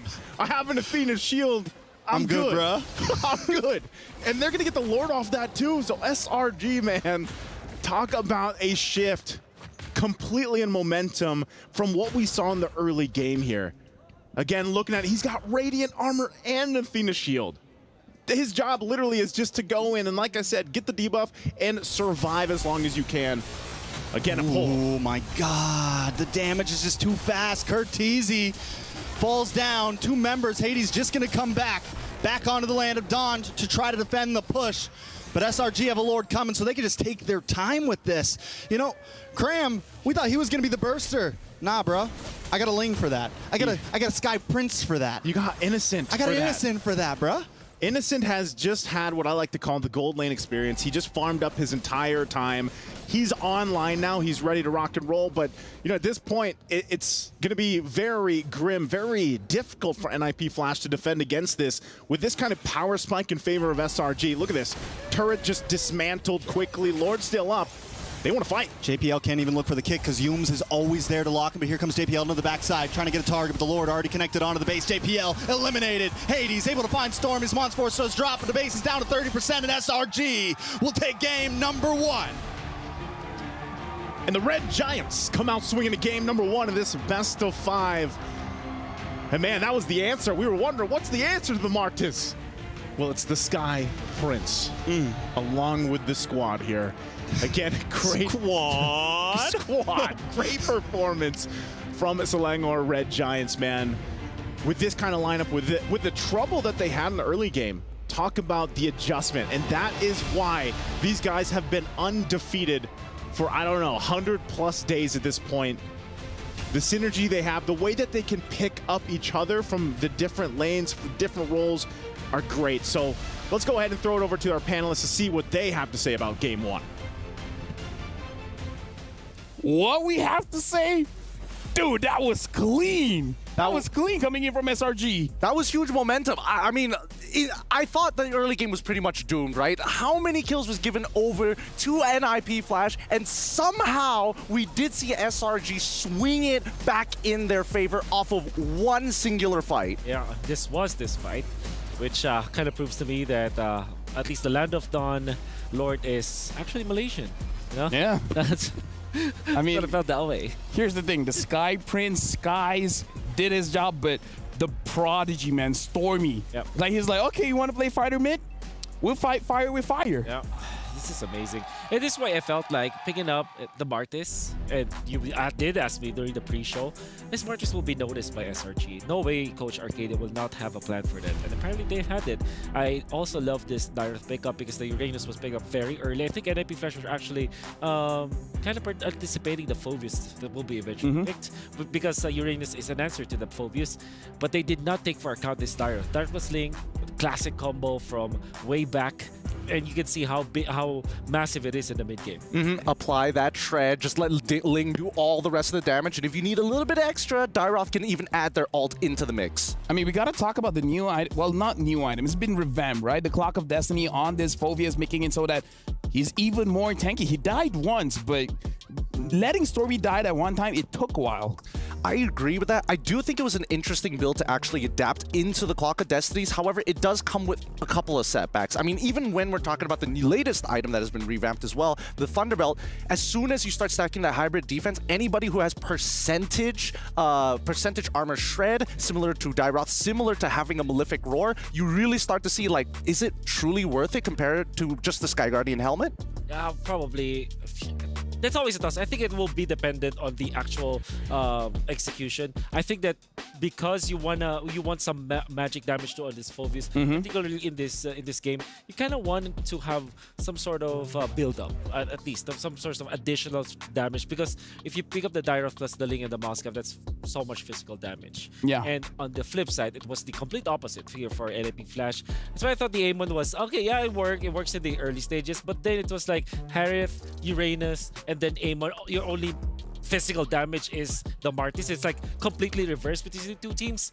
I would favor physical damage because it's more scaling, and you saw that after an abysmal early game, they recovered, and in the late game, it was difficult for the physical damage dealers that scale to be dealt with. Now, here's the thing. Like, it was a very bad start for SRG, but somehow they were able to claw it back up. Can you show with Bob what really happened that made SRG win the game again? Well, win back the game. The most important, I would say, timestamp for this one is at the 9-minute mark, where it was the First Lord, and we are going to see that there are good steps that NIP Flash did, but only some minor mistakes that they kind of led through that made this difficult. So at 9 minutes in, they were ahead about 2,300 gold, as you can see up top. And then if we look at the minimap, I do hope that we will be looking at this minimap. There you go. There is an invasion that was being done by Uranus. Maybe it's not that clear at this point, but that is the first step. And then the next step is to actually look at the Lord, wherein it was NIP Flash started it. But now you look at Mr. Hades, who actually popped the ultimate at this point. So if you think about it, the HP of the Lord is not yet at retribution range. Usually when you pick up the Amon, you utilize the ultimate and then retribution, right? So that there will be no steal. This actually allowed the Ling to catch up. And then another mishap happens. Look at this. Look at that, a puddle of water. At the feet of Hades, which is clearly a problem. Got knocked up at the most opportune moment. Stormy pops him as well with the damage coming up from COD. And at this time, Phoebus is already a threat, and there's no need to explain the other stuff. Obviously, this will be in favor of NIP Flash. So while it is good that they did the invasion with the Uranus, just, you know, starting on that opposing purple buff, it's also good that they bursted down the Lord. But I think just the timing of the ultimate, as well as not looking at your hero, was the problem for Hades. I think, and this is my guess, I think it was looking at another part of the map. Because he probably dragged this map, you know? I personally think that it's a little tough to say exactly what happened here, but I do want to bring up the fact that even before and after that fight, Diablo could not frontline for the team, because essentially he invaded, like you pointed out before, and that kind of gave vision on where exactly Ling was. But you mentioned it during when we were talking about it, that even for Skies, he comes in, retributes the Lord, steals it away, and opts to go a completely separate direction where the main force is pushing into the enemy back line, and Diablo continues to chase Ling. Speaking of Skies, we got to look at our Sony MVP, and it's the Sky Prince, Skies, using the Ling. Even though the early game didn't look as good, but the turtle steals, the Lord steals, and the burst of damage, even Uranus can't take it. I want you guys to actually look back at this game and notice that because of how bad the early game was for Sakai, he decided to, at 5 minutes into the game, stay into the top lane. Of course, he's going to take his jungle, but he actually took a lot of minions up top. That meant that Cram will have to sacrifice one lane, actually went to the mid lane.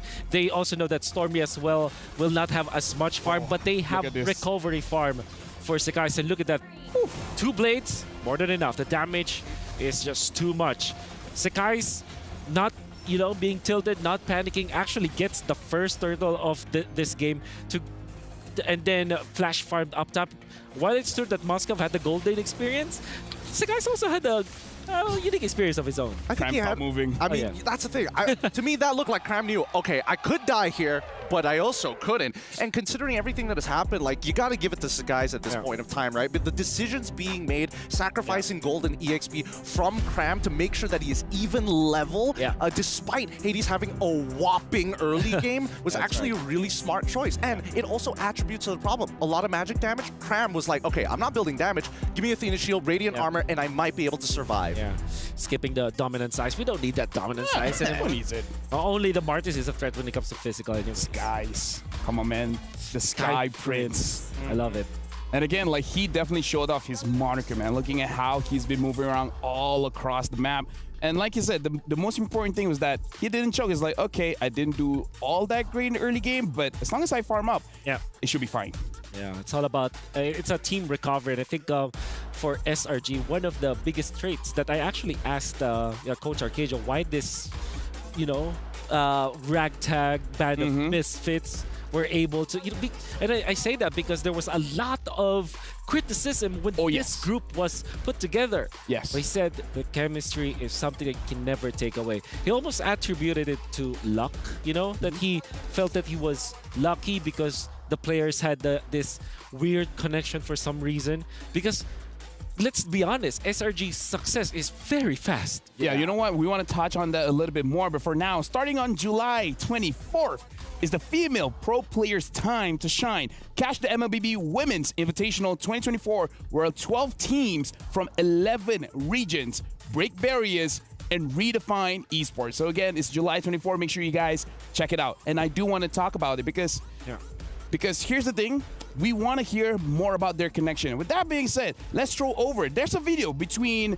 Arcadia as well as Yums. It's best of a young core. It can be a long-term lineup.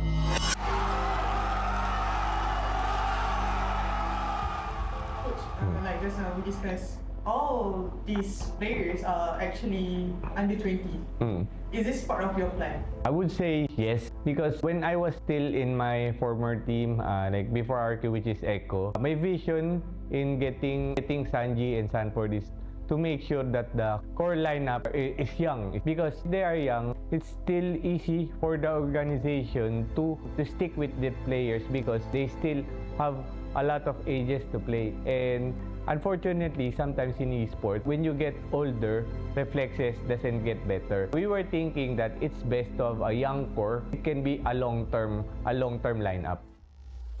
That's actually an interesting perspective. Making sure that you get them while they're still young so that they have a long period of time in the pro scene. I haven't thought of that. Even outside the game, it seems like SRG's game style is scaling. Yeah. Oh, yeah. But here's the thing. You guys are talking about it every single time I'm able to talk to SRG. They never talk about in-game stuff. Yeah. They keep saying our synergy outside of game is amazing just because we're roughly the same age. And like Coach Arcadia says, like, it's weird. They just have this magical connection. It kind of, the way that he described it is that it was almost instant. The way that they managed to kind of play together as a team, and the synergy was there. But at the same time, they also played a lot. Before that, they also had different targets every time that they train. So it's not just like, okay, play this hero, master this hero. No, it's not like that. They try to plan where they have to focus on for each and passing day. I do think that this is a lot attributed to the fact that Selangor Red Giants Esports, they are backed by a football club, a state football club. Right? He actually mentioned that. Yeah, and the important thing about this is because before this squad even got together to play competitively, they had quote unquote a boot camp, a bonding experience, and I think a lot of those similar, traditional sport methods really came into play to help build that chemistry and connection. I'm so glad you pointed that out because that was actually coming from Coach Arcadia himself. It was that sports mindset wherein you don't have to look for immediate results. You have to really trust the process, and that's really what happened with SRG. I mean, I hope more teams learn from this because, again, we've seen many different teams. One season, you're out, right? And again, like you guys said, it's a process, and we can see inside the mind of Coach Arcadia is that grab the players that have a long lifespan in the scene. With that being said, we're about to jump into the draft. Right now, NIP Flash have shown the Marcus is still very, very strong, almost getting a lot of first bloods in the start of the game.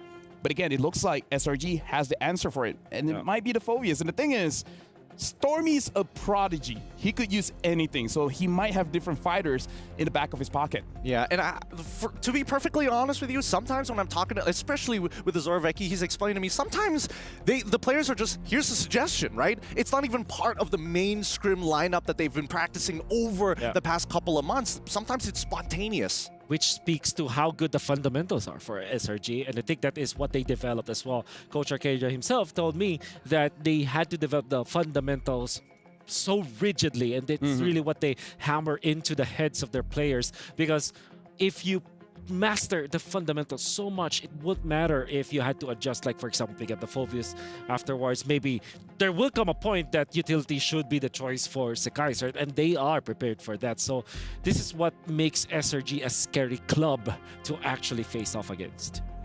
Yeah, no, honestly, like Sekais, Coach Zorovecki said that this, like, Sekais makes his life so easy because if the meta asks for assassins, he can use it. If the meta asks for tanks, he can use it. If the meta asks for mage, sure, he can probably use it. With that being said, it looks like NIP Flash has started their bans, and they're banning out the Angela as well as the Valentina. SRG bans out the Chip as well as Moskov. Looking like NIP Flash is blue side and SRG is red side. Okay. The fact that they're getting rid of the Angela as well. Don't worry, I'll give you some time. Because the fact that we're seeing that NIP Flash is taking out the Angela as well as the Valentina doesn't seem like they're changing their strategy too much. But the real question really boils down to, are you going to get rid of heroes that force you to play a certain style, right? And that's usually the Lo Yi, maybe even the Ling.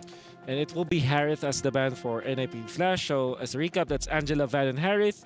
Cheap, Moskov, and well, they're still thinking about it for. I mean, I'm thinking whether or not they're just going to open both and be like, hey, I mean, Roger's kind of good, you know. If NIP Flash gets it, that's totally fine. But at the same time, they've got to have some backup plans. Yeah, I believe that, Roger. Oh, sorry, Sir Roger. So I think NIP Flash, I think you're better off picking up the Ling instead of the Louis because. I feel that it's difficult to kind of play Louis when there's a Ling, but then again, Louis is Louis, so... Louis is just one of those heroes where it's like, well, I mean, even if I die, at least I've TP'd my entire Exactly. Exactly. So yeah, I did my job.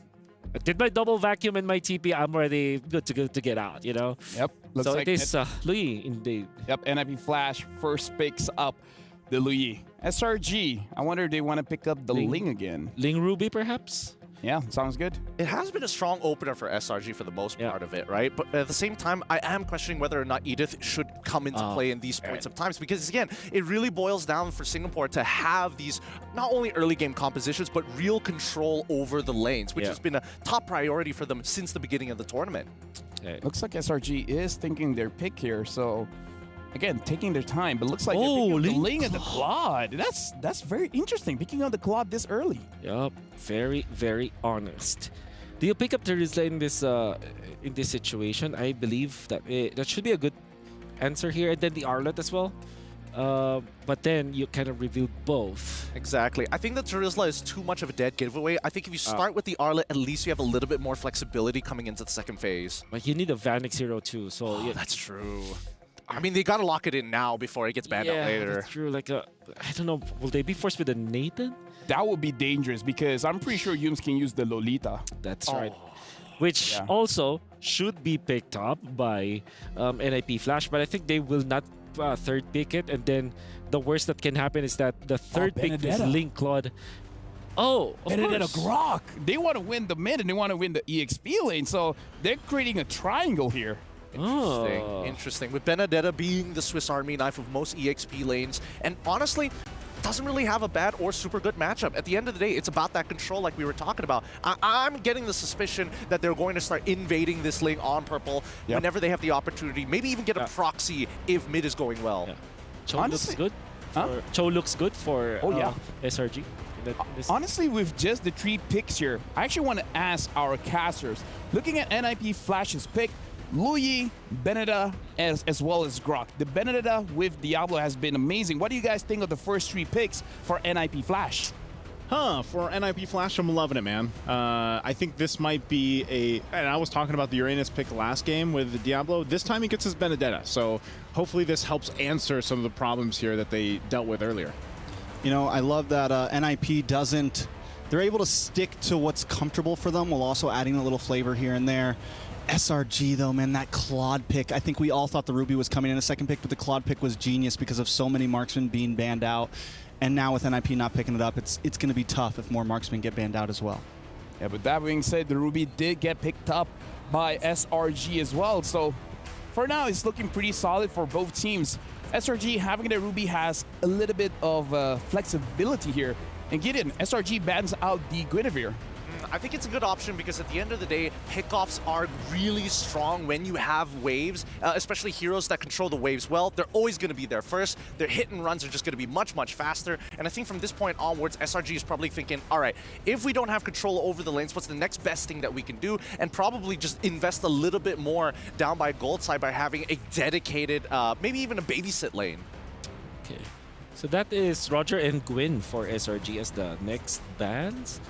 Let's Lilia apparently for NIP Flash. Pretty smart.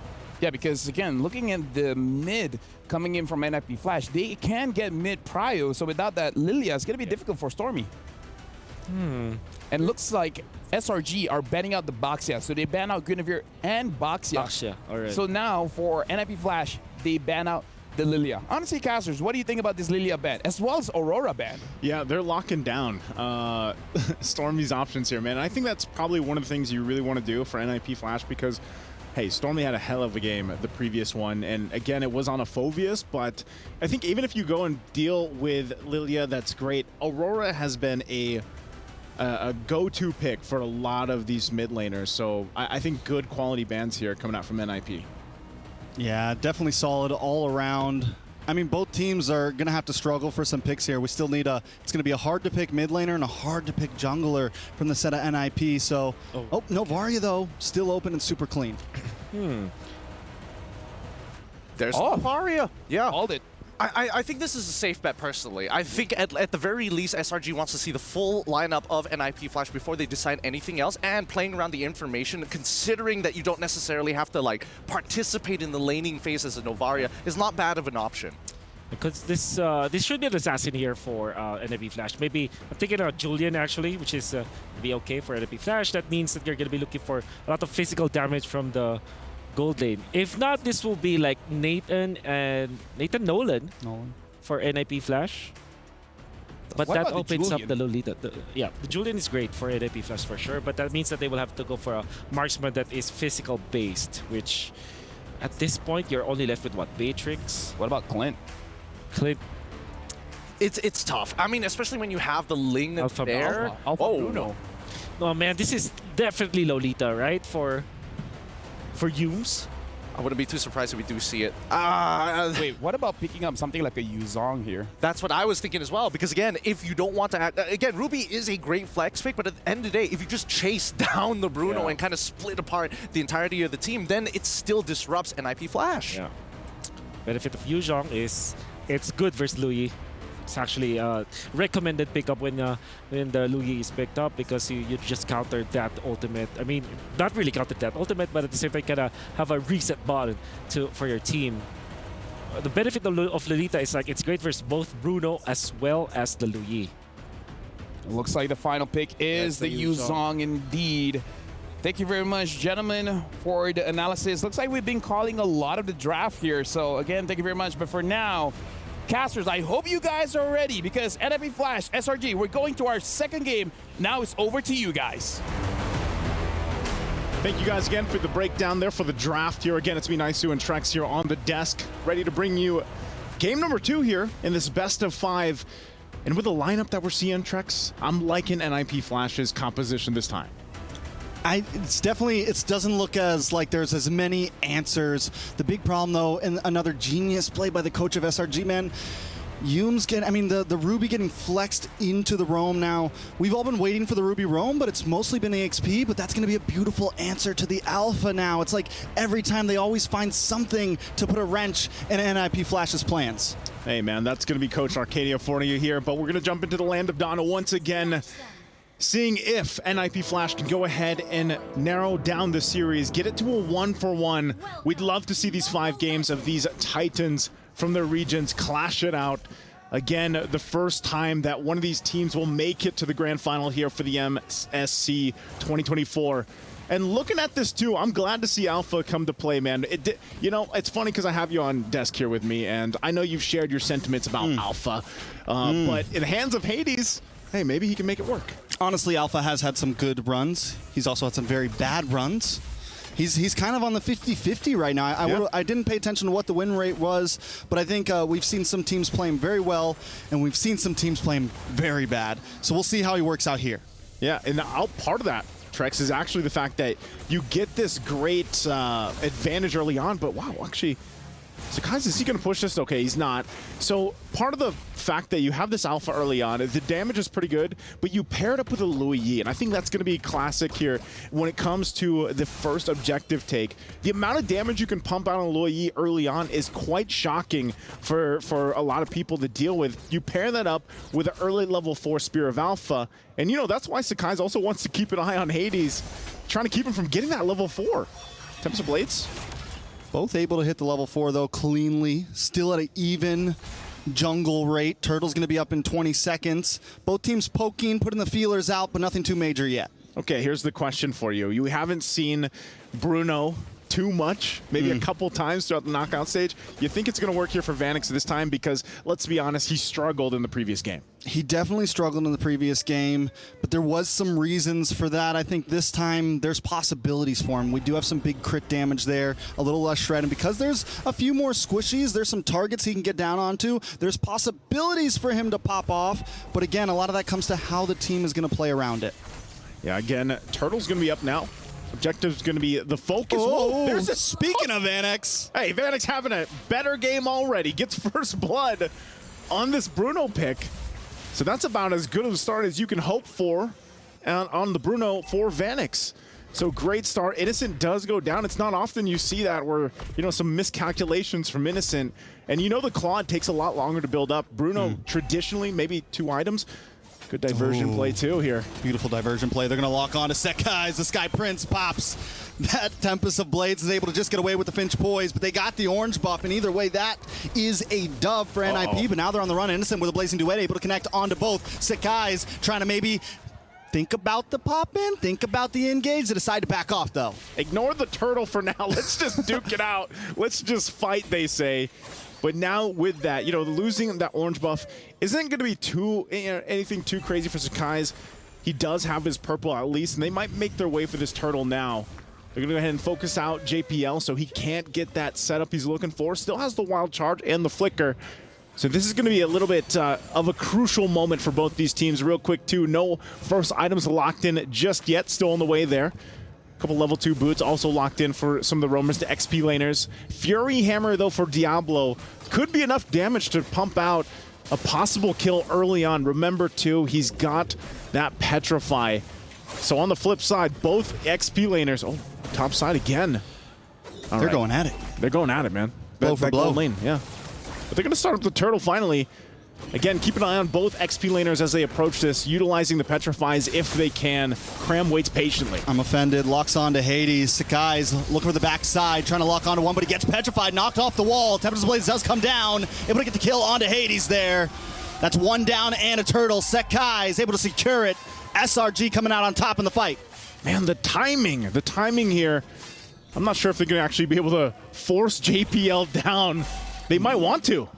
Diablo may be able to help out, but Humes doesn't want to give it up. He's at least going to zone him away, and that's going to help out Cram here. SRG don't force it. Man, going back again to that turtle fight, great timing from Cram to use that dragon form. That he lands the Petrify. They have enough CC to even just go ahead and handle Hades and then get the objective.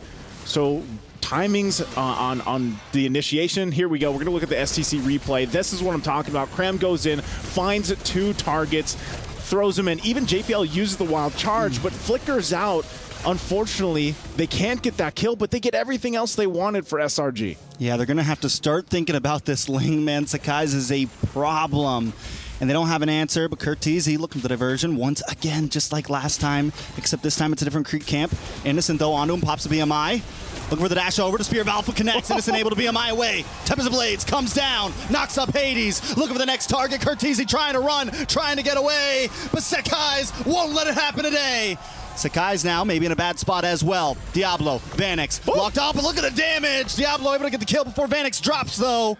That's 2 for 1. Jungler for jungler, mid lane as well. Oh, do they? I thought they wanted more, but man, talk about the mechanics on Innocent here. You know, going back to what we heard from Coach Arcadia. Ooh, I'm offended. Followed up by the Blazing Duet. The trade happens, but Vanex finally goes down, and Innocent gets his revenge. Oh, Diablo, who part of this fight. Again, Innocent with the mechanics here. Just great escape earlier on with the BMI, the way that he even used it to go ahead and spot out that bush, that diversion play. So he'll be fine for now. Continue to farm up and just already makes up for, you know, that first blood that went over to Vanex earlier on. And now they find themselves with the second turtle up too. So, you know, these minor things for SRG gives them a very small lead ahead. Oh, the positioning from Cram there, waiting for Hades to come back to his bush. And Sekai's dances over. They pick up the kill. Again, it's just looking like NLB Flash is just kind of getting outplayed around the map. And part of that, too, is just this is what a Ling does. I'm surprised, again, Sekai's gets it because he's able to find his timings and movement around the map so well here. In conjunction with the fact that you have Cram on this Yu Zhang, it was a great last pick because the Yu Zhang and the Novaria allow you to go ahead and just spot things out across the map, whether that's with the Echo, whether that's with the Dragon form. Even there, they don't even need the Retribution. They know they can secure the turtle. They use Sekai's to take the tier 3 on the bot side. I mean, SRG's rotations right now are just so clean all around the map. I'm going to say it again, man. You know, I'm sorry I said it earlier about the Alpha, but this is looking like what we saw back, you know, with a familiar team. He's struggling right now. 0-3, has not been able to do much at all for Hades this time around. And it's looking grim already, and the reason why I say that is because if Alpha doesn't have a good start, he naturally falls off, you know, towards the mid to late game transition. So when you have a tough start in the beginning, you really have to rely on the team here. Looking at the items, he's only got the War Axe. You have a Berserker's Fury and a Haas Claws over on the other side. Look at the gap. You know, 1,000 gold ahead too for Sakai's, and that is going to play a part in even the next objective. So still, you know, you have to, like I said, you have to rely on the rest of the team to really pick things up here for NIP. All right, so NIP. Oh, nice wild charge. Trying to pick things up like you said, but the damage comes in from Nooms. Big I'm offended. Pulse 2 into the blazing duet. And now JPL in a little bit of trouble, but Sekai's the sky. Rains down upon him, but Sakai still goes down. Diablo able to get the kill. It's 4 for 1. NIP in trouble. That's a trade you're going to take any day. A 4 for 1 trade. And still, Cram gonna go ahead and battle it out with Diablo here. He gets taken down. Skypiercer's gonna go ahead and proc too. So Diablo gets one, but man, talk about an exchange from SRG. Not sure if Diablo can do much more other than clear the lane. Looks like, again, a diversion's gonna be used to just get in position, but they're 15 seconds away from the Lord here. 15 seconds from a big push from either team. Most likely SRG will have positioning over it. We've seen possibilities from NIP, but even when they get the big knockup, even when they're able to make a play happen, SRG responds so well. And Humes, Vanex taken down as well. He got his 1v1 back-to-back now. Innocent for Vanex, back and forth. Innocent, a beast himself. I mean, he got the one down earlier on, then is now 4-1. Diablo, though. Diablo, look for the 1v1 himself. Tempest of Blades does come down. Diablo able to eye for an eye away. Out of the damage, but Sekai still on the chase. And it's hard to run from a Ling, but wait, is this going to be the outplay? Oh. Sekai smells it in the air. He gets away. How does he keep getting the Ling? I mean, he's doing things like this, and it looks like, too, they just went ahead and started up the Lord, and they take it with Innocent. Ooh, so much damage on Hades. Hades trying to get away with the Spear of Alpha, but Cram still gets the kill with the passive. Oh, now Kurt. Cutting it close. Kurt. But, man, SRG, just like we saw previously, this is their power play. This is their movements that they make time and time again from what we've seen from them. And just patiently waiting. Sakai's has done this multiple times. And you're wondering, what can NIP Flash do to stay in the game? We're only 10 minutes in. Lord pushing down the bottom side. These tier 2s are going to fall. Diablo stays up on the top to try to keep that wave from pushing in. But these buffs are all going to go in the hands of Sakai's here. Good damage, though. Oh, they just missed Stormy.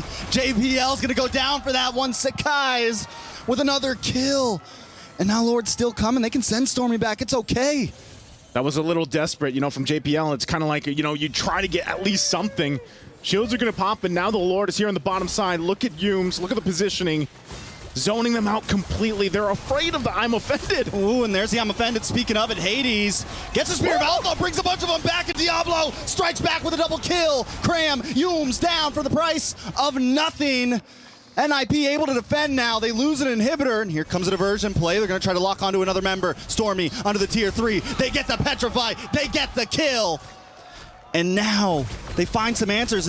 Innocent, though, comes in with Blazing Duet, finds Vanex. Curteasy goes down next. Innocent with the double. He gets shut down from Diablo. Sekai's now in a weird position. Needs to go for the tower. Maybe even needs to get out of here. Man, talk about Diablo. The saving grace here for NIP Flash. He's 7-0 right now. And this is literally, as we look at the STC replay, great positioning. This is already after he got multiple kills. Good attempt from Innocent to get what he can, but Diablo right now, the damage is there, and this is why they wanted that Benedetta. Because, man, it's almost to the point where, all right, I've got to put this on my shoulders. We've seen him do it time and time before in his past. He's got that Blade of FCs, he's got Skypiercer, and the Blade of Despair. That's enough to be able to pump out all that damage. But if he gets taken out, man, do you lose so much fighting power with NIP Flash right now. You need so much more time for them to catch up. Because, again, it's only 3 items here for Vanex, and look at the fight for the resources. Sakai's back to the backside once again. Curtizi goes down. Next might just be JPL, but the Blazing Duet able to shred things away. Innocent finds JP. Vanex, Curtizi, 3 members down, make it 4 as Sakai cleans up the pieces. Diablo tries to save it all, but he can't. Innocent with a double. It's a full 5-man wipe. Oh, it's a full 5-man wipe, and I think they're just going to go ahead and run it down mid lane. They tried to fight, but it's just too much of a lead for SRG. NIP. The rumbling is upon us. The Titans are here, and the Giants take game number 2. The Giants are upon us. The rumbling.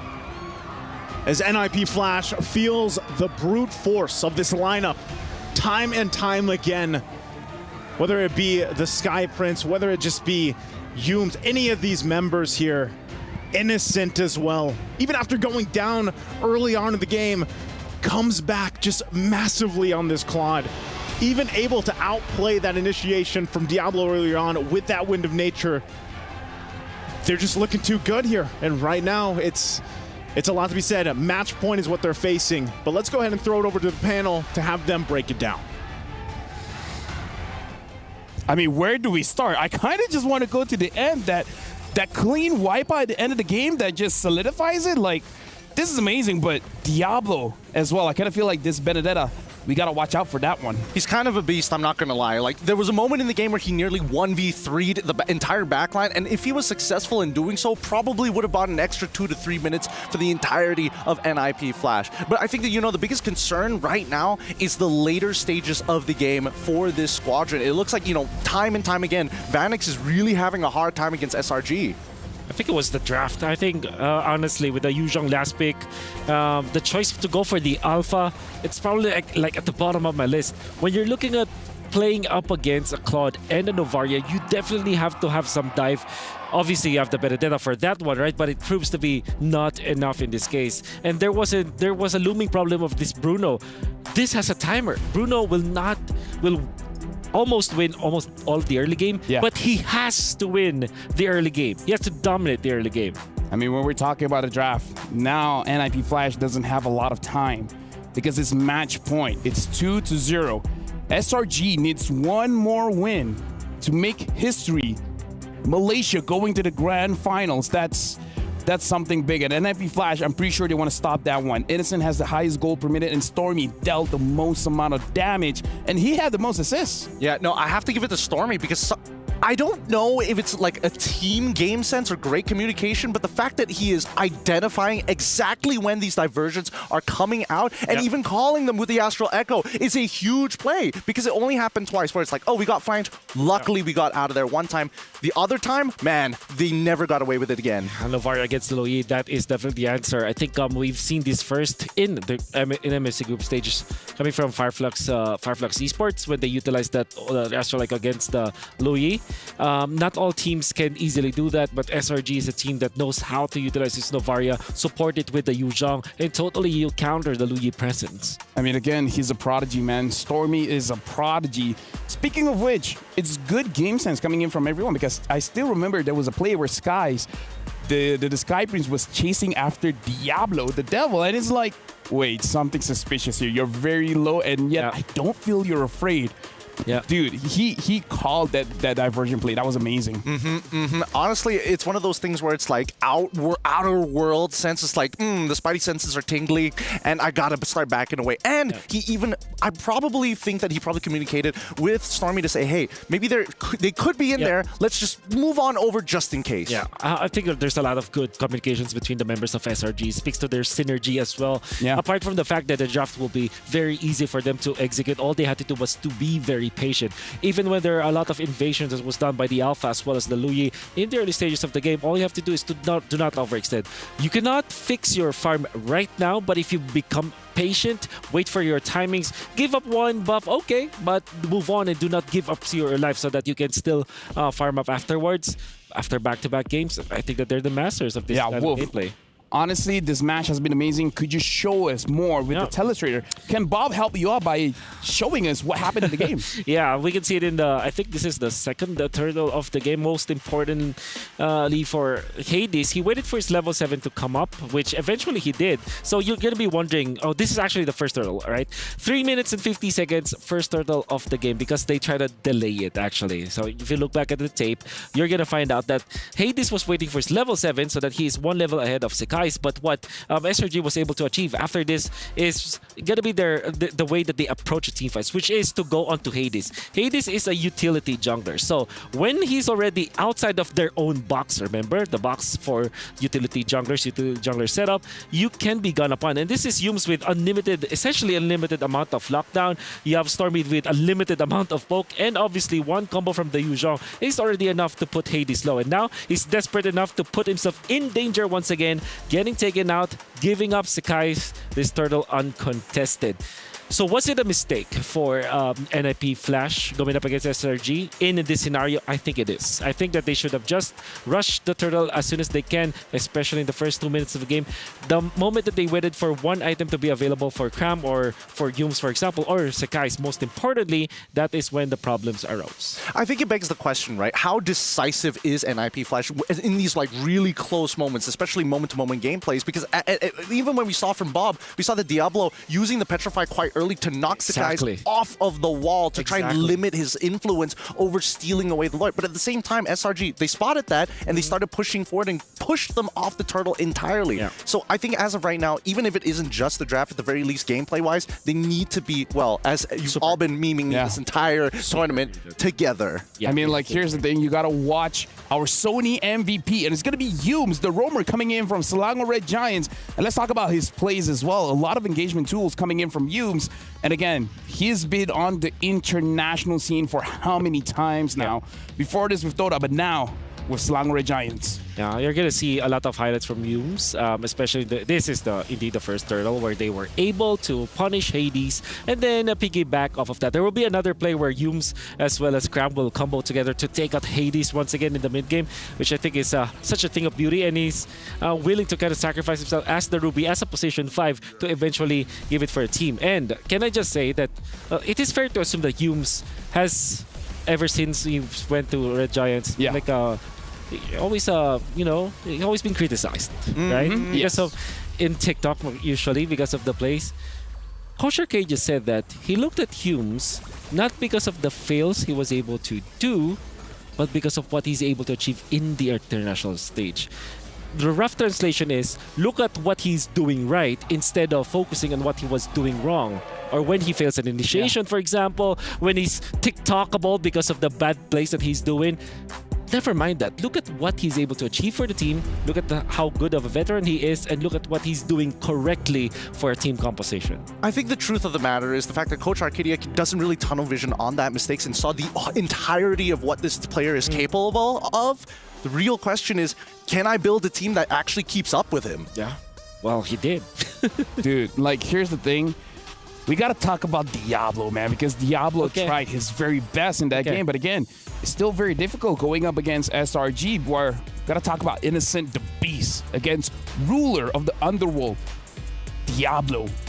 I got to say, man, in terms of looking at SRG, I'm having a tough time pinpointing where's the weak spot, right? Where do you attack to make SRG crumble? I think it's a step-by-step process, right? I think, first of all, when it comes to their gameplay, they really need to solidify their calls. Secondly, as Wolf has mentioned before, the drafts have not really been benefiting too many people. Usually, okay, Diablo gets a really good pick. You saw in that game, even if he's 7-0, he's unable to carry the whole team on his back. And now we got to look at the redemption to domination. Let's talk about Innocent as well as Hades here. Again, like, Innocent, before he came in, everyone was like, Selangor Giants, what are you doing? Why are you picking up this guy?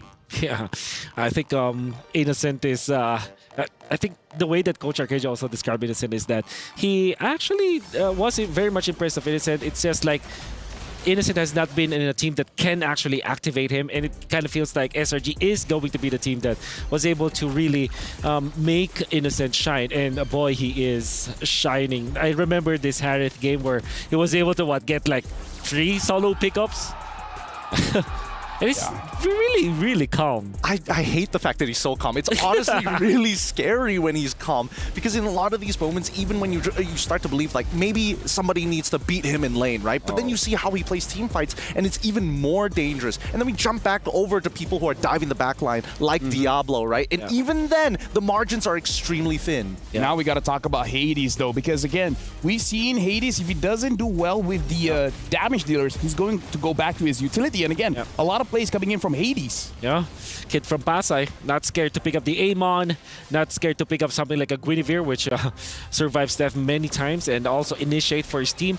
I think that in order for NIP Flash to reactivate Hades in this game, they have to bring out the assassins, or maybe just... I think the idea of last picking the Hades hero is actually pretty good in a way that you now adjust whether he should be going to the utility or the damage assassin junglers. However, it's just that last game that I find, or even actually last 2 games, which I find really questionable. If you look back at how they approach Homeboys, that's actually good. Like, they pick up assassins first 3 games, and then what, Guinevere and another utility jungler, which I can actually the Barats. The Barats, right? So that was good adjustment, and actually the draft made a lot of sense. In the first 2 games, going up against SRG, the Aamon is a questionable pick. So much is the alpha, so I believe that the first step, they got it, they nailed it to put Hades on the last pick. However, they are choosing the wrong heroes, unfortunately. Well, I think that even if they are choosing the wrong heroes, it's a give and take, right, in the draft. You can't win every single thing in the world. True. And I think that, like, there's a high priority on Diablo, and I think, Vanix, at this point of time, is... Well, I don't want to say that he's surrendering to the lane, but I definitely think that they need to start controlling these lanes better and making sure that at least from that mid lane onwards, right, where exactly are they going to look for the big capital punishments? I love, now that you brought up Vanix, I love how SRG is challenging the hero pool of Vanix in many ways. For example, game number 1, they banned Roger, or they let the Roger be banned, and then but with that being said, we got to look at what Eterna as well as Weezy has to say in this video. Hey everyone, it's Eterna here at the Amazon Arena with Weezy, as well as our fellow cosplayer, the famous cosplayer Keiko, and she is here dressed as Aurora. Which skin are you dressed as right now? It's Nature's Throne revamp skin. Oh, it looks good. Do you play Aurora a lot? Yeah, of course. Well, I gotta ask you, for Aurora, who would you say is the best player for MSC 2024 on her? I mean, it's Stormy for sure from SRG. Ooh, Stormy. Okay. I mean, he's up there right now performing, so he needs the support, ladies and gentlemen. But of course, we need to ask Keiko right now, do you have any moves that Aurora does that you can show us? Yeah. Okay, let's see.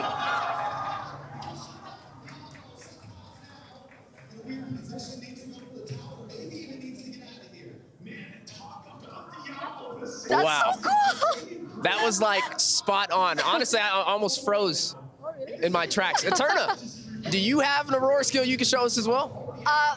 I guess I can try to do what you did, right? I'll try myself. Okay,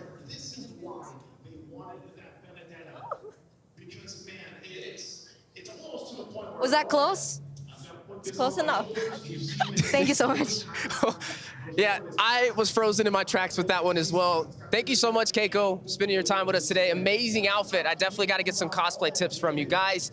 Enjoy the show. Shout out to your favorite teams, and let's continue that strive for MSC 2024. Shout out to Keiko. Shout out to Aurora. Now, let me tell you guys, us on the panel, we have practiced for this. We know how to be like Aurora, and you guys don't even need to see us, all right? You guys just need to hear us. 3, 2, 1, with a crown, fool. And there you go. We just did the passive. Thank you. You guys don't even need to see it. You guys just know. With a crown, fool. With a crown, fool. It happens. It happens. Every single time, most people kind of forget what our passive is. Same goes for Nana even most of the time. But I think it's time we go into the draft. And once again, the fact that NIP Flash is going to be on that blue side, it feels like they've got something going for them, because blue side has been, well, I would say a little bit better than red. Ruby as the first ban. That's interesting. You can see the reaction coming up from SRG. they laughed essentially. You know, but like yeah, they feel Yums now. I feel like this might be Yum's second pick, the Cho. Yeah. Right? I mean, look at him. He's excited for sure. I think he's like, thank goodness you banned it, because if not, I have to use it again. I mean, the fact that they're banning out the Ling, this could also open up the opportunities for maybe one of the dangerous gold laners to come out. Maybe Harith in this case, and if Harith comes out, I'm expecting Yums to play something along the lines of Kaja. If we do see the Roger come out, then it's anybody's guess at this point. Yeah, that's why the red side is so good, because you kind of can dictate this. Because, for example, the Ling and the Ruby being banned by NIP Flash, that threatens the potential Harith and the Roger, which they can also control. Because now, I don't know if NIP Flash should be giving up the Louis, because it kind of feels like SRG, what they are going to do is to open Harith, Roger, and Louis. Then they get 2 out of those 2 good heroes, which is going to happen right now. So this Angela ban from NIP Flash, that's difficult to... that's a desperation ban from NIP Flash, I feel like. I mean, I don't know. Personally, for me, I feel like the Angela ban, especially when you're on the blue side, I don't think it's the greatest idea in the world. And for the most part of it, we need to start thinking about enablers, right? At the same time, it always is more beneficial to be able to like counter pick it on the red side rather than having to first pick it on blue. Yeah. At the same time, I do agree with you. I think that the Loyi kind of really diverts the way that NIP Flash has to play the earlier stages of the game before they get flanked out of nowhere. Won't be surprised if both Roger and the 3 will be both open. That's Harith, Roger, and Louis. And they are the Martis. Interesting. Oh yeah, that's it, right? Roger, Harith, Louis are open. So NIP Flash, they're gonna get one of those 3, and then SRG will get 2 of the better picks. You know, that's pretty smart, actually. That's genius. It's genius. That's like Albert Einstein level. Yeah. Man, okay, maybe too much. I mean, considering that like a majority of the players are already a prodigy in their own role, I would say that even the coaches honestly deserve it as well. Okay, so there is an argument though that you can pick up the Cho already in this case, like maybe Cho Harith for Louis, Cho Louis. Yeah, but Louis Harith is scary. True. And then you're just playing the Rogers, which you don't want to be in that spot. That's gonna be very difficult. I think the next best thing for SRG, maybe pick up the Valentina early, so that's like Valentina Harith that they can take.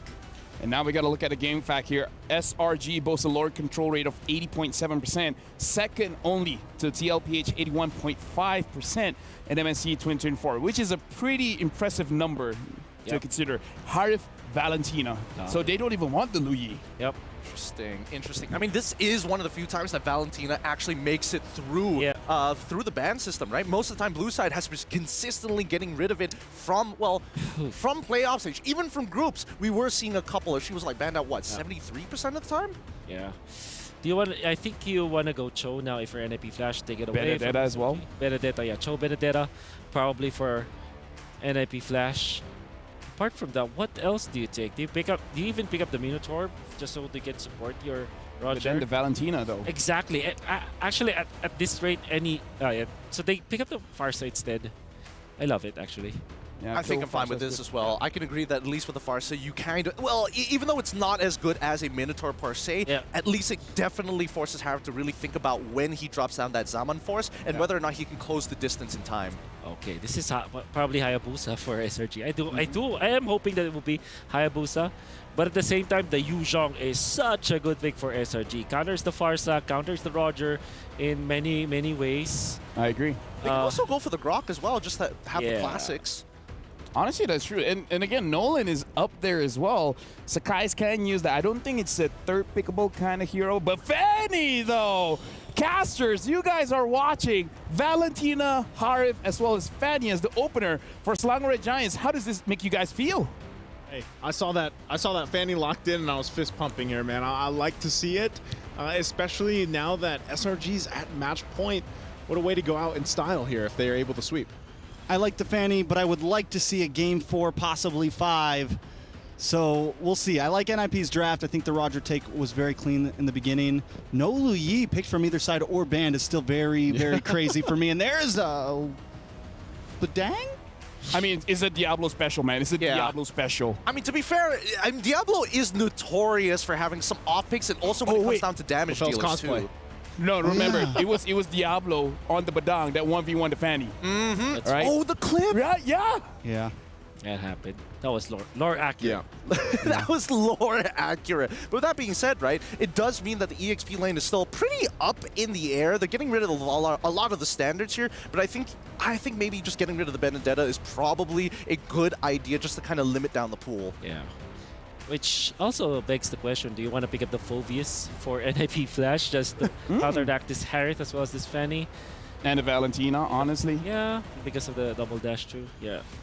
I mean, there's so many good ults to steal already within that first phase. Yeah. I mean, I feel like for NIP Flash, they just need to make sure that Cortese's Feathered Airstrike, he's able to scale and most likely is able to get all of his shots out. Oh, the Minzitar. Oh, of course. Oh, very good. You know what? Smart. Very, very smart. Very smart. Honestly, right now, Caster is looking at the bans here, banning out the Badam, banning out the Minzitar, banning out the Terizla, a lot of EXP bans. How, like, do you guys think this is a good idea? Yeah, I think it's what'd you say earlier? Albert Einstein smart. It's around that area it's of IQ. Diggy smart. Yeah, that works too.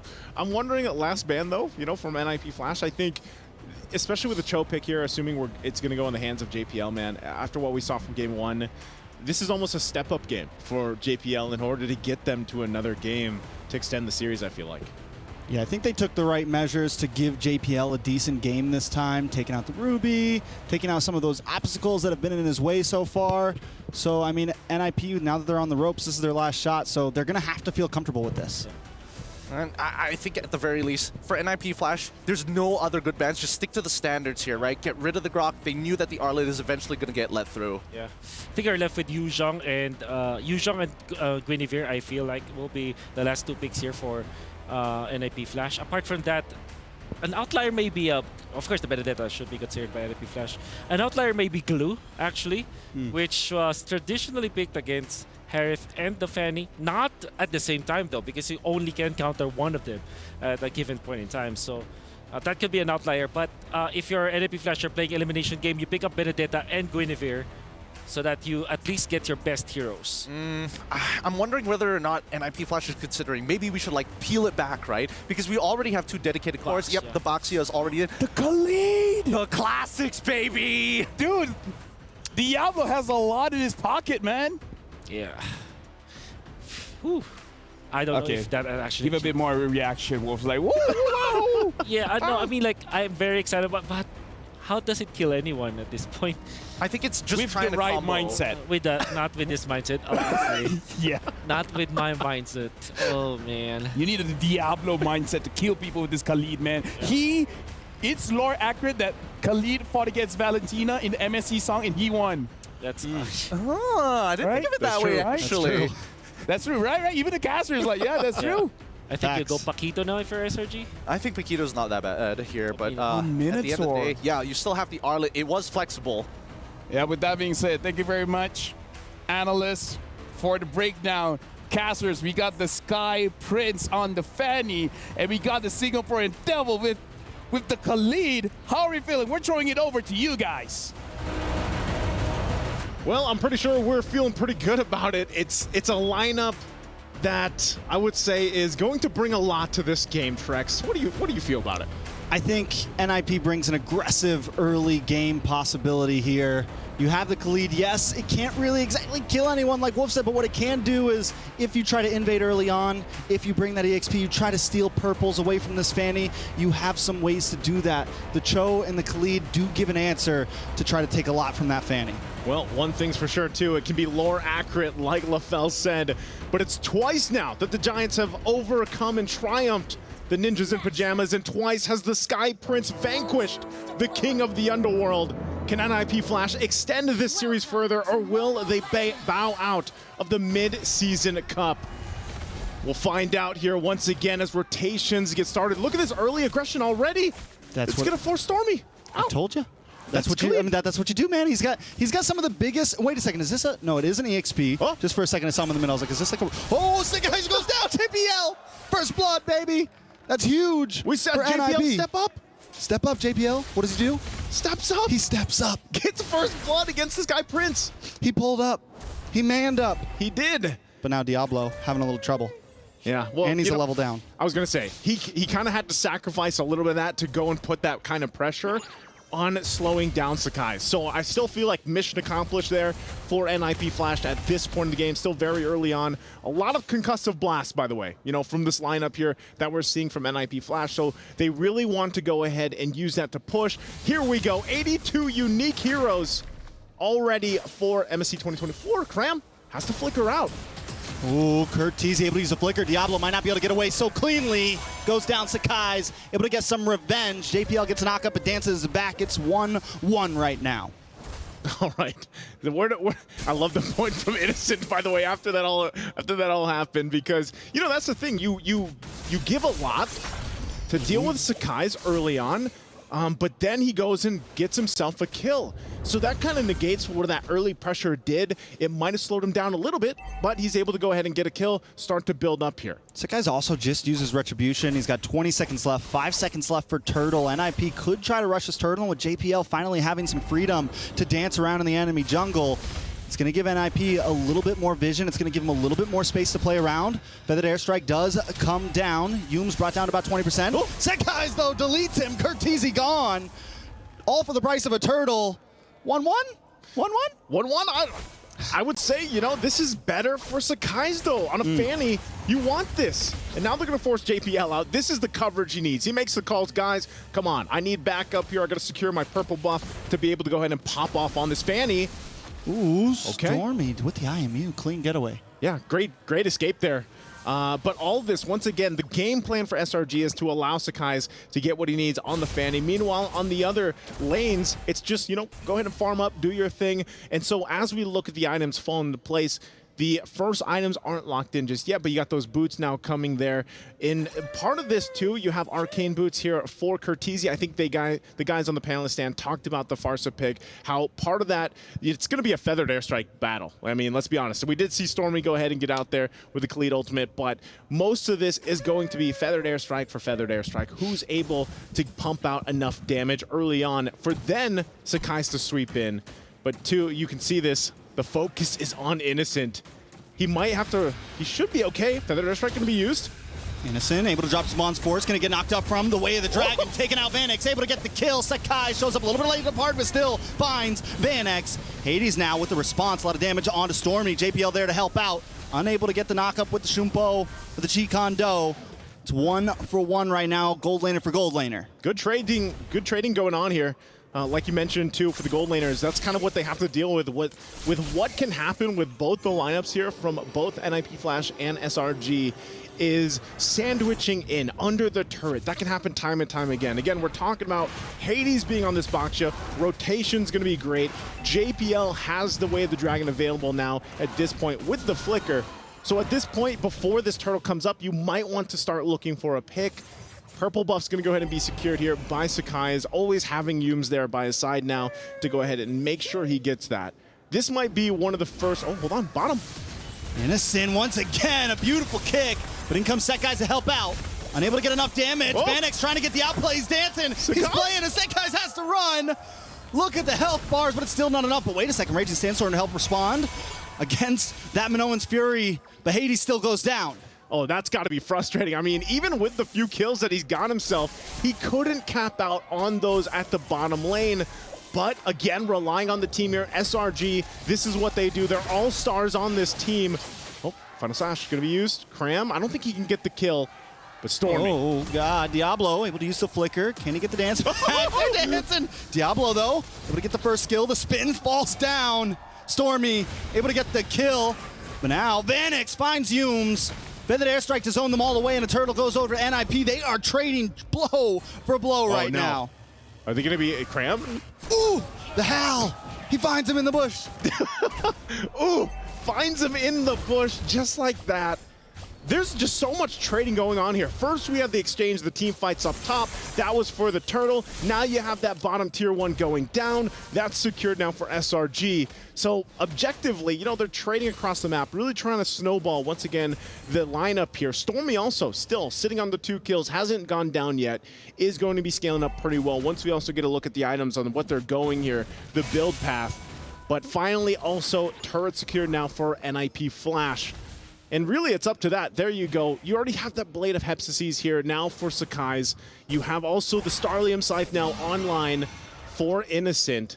And meanwhile, you know, on the other side, it's just you got the wings. You don't have too much defense just yet across the board. And I think part of that too is what build path does Diablo go on at this Khalid? We haven't seen it in a while, but we know that it can actually pump out quite a bit of damage.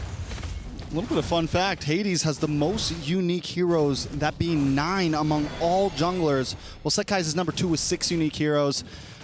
NIP, man, I mean, both these teams really, we've seen so much variety from both of them. JPL, though, able to get the way of the Dragon, connects. A lot of damage coming down for that airstrike to continue. Cram falls to Diablo. Sekai's, though, trying to get a lot of damage. Already used the cutthroat, but dances through, finds Diablo, Innocent, able to get the kill with his Zaman's Force. Hades now trying to zone them away, create some space, 1-for-1 once again. 1-for-1. It's going to be a constant back and forth. Vanix is going to go in. And they get a second. Vanix does get delayed here. He's looking for the Lycan Pounce. He's looking for a few more shots, but Yums able to pull him away. Oh, man. Stormy actually able to escape that, too. They still might fight this, though. Trex. Sekai's goes in. They just keep going. Sekai's uses the cut throw, unable to get the full kill. Vanix finds a shot, but it's a trade. Killing spree, shut down, mega kill. Vanix falls. It's 2-for-1, though. NIP comes out on top. Talk about a battle between these two. Even though it's match point for SRG, NIP Flash does not want it to end in a sweep, and they are showing it here with their spirit of fighting onward. And now if they can go ahead and secure themselves this 3rd turtle of the game, they're going to be off to a great start once again to lead into that objective once the Lord's up. Sakai's has to get his purple buff, so that's just going to be a turtle now for NIP Flash. Great, again, great momentum in their favor here. Ooh, he kicks him the wrong way. Yeah, power of the flicker, you know? Sakai's though into the backside, gets a lot of damage on Kurt Teasy. But we're starting to see the damage fade just a little bit. Look at JPL, though, dancing through 4 members, takes a final slash to the face. Yum's able to get them. No one's free, does not connect, but JPL still goes down. Stormy with the IMU Sandstorm, trying to lock on to somebody. But look at Sekai's, man. He's playing these lanes so well. Yeah, he's playing these lanes well. Also, again, fighting for these buffs. Really, Cram just trying to put some pressure there. Tethered airstrike going to be dropped down. Sekai's trying to lock on to Diablo this time. Diablo gets under the tower. Gets the heal back. Kurt Teasy there now. Get a nice stun on to Cram.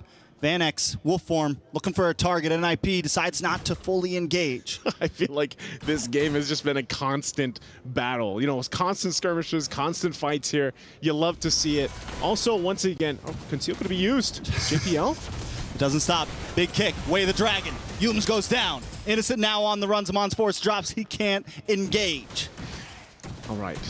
All right, you can talk now. Let's take a breath here because, yeah, every time you start to go, the conceal is going to be used. But this is good because JPL, like I said, he had to get to this point in this game. The guy has struggled a bit from game 1 to game 2, and now finally he's just here to make these plays. Even if sometimes it's just to get the space to work with for NIP Flash to follow up, this is all great timing as well for Vanix to build up on this Roger pick. Again, they prioritize this in the draft.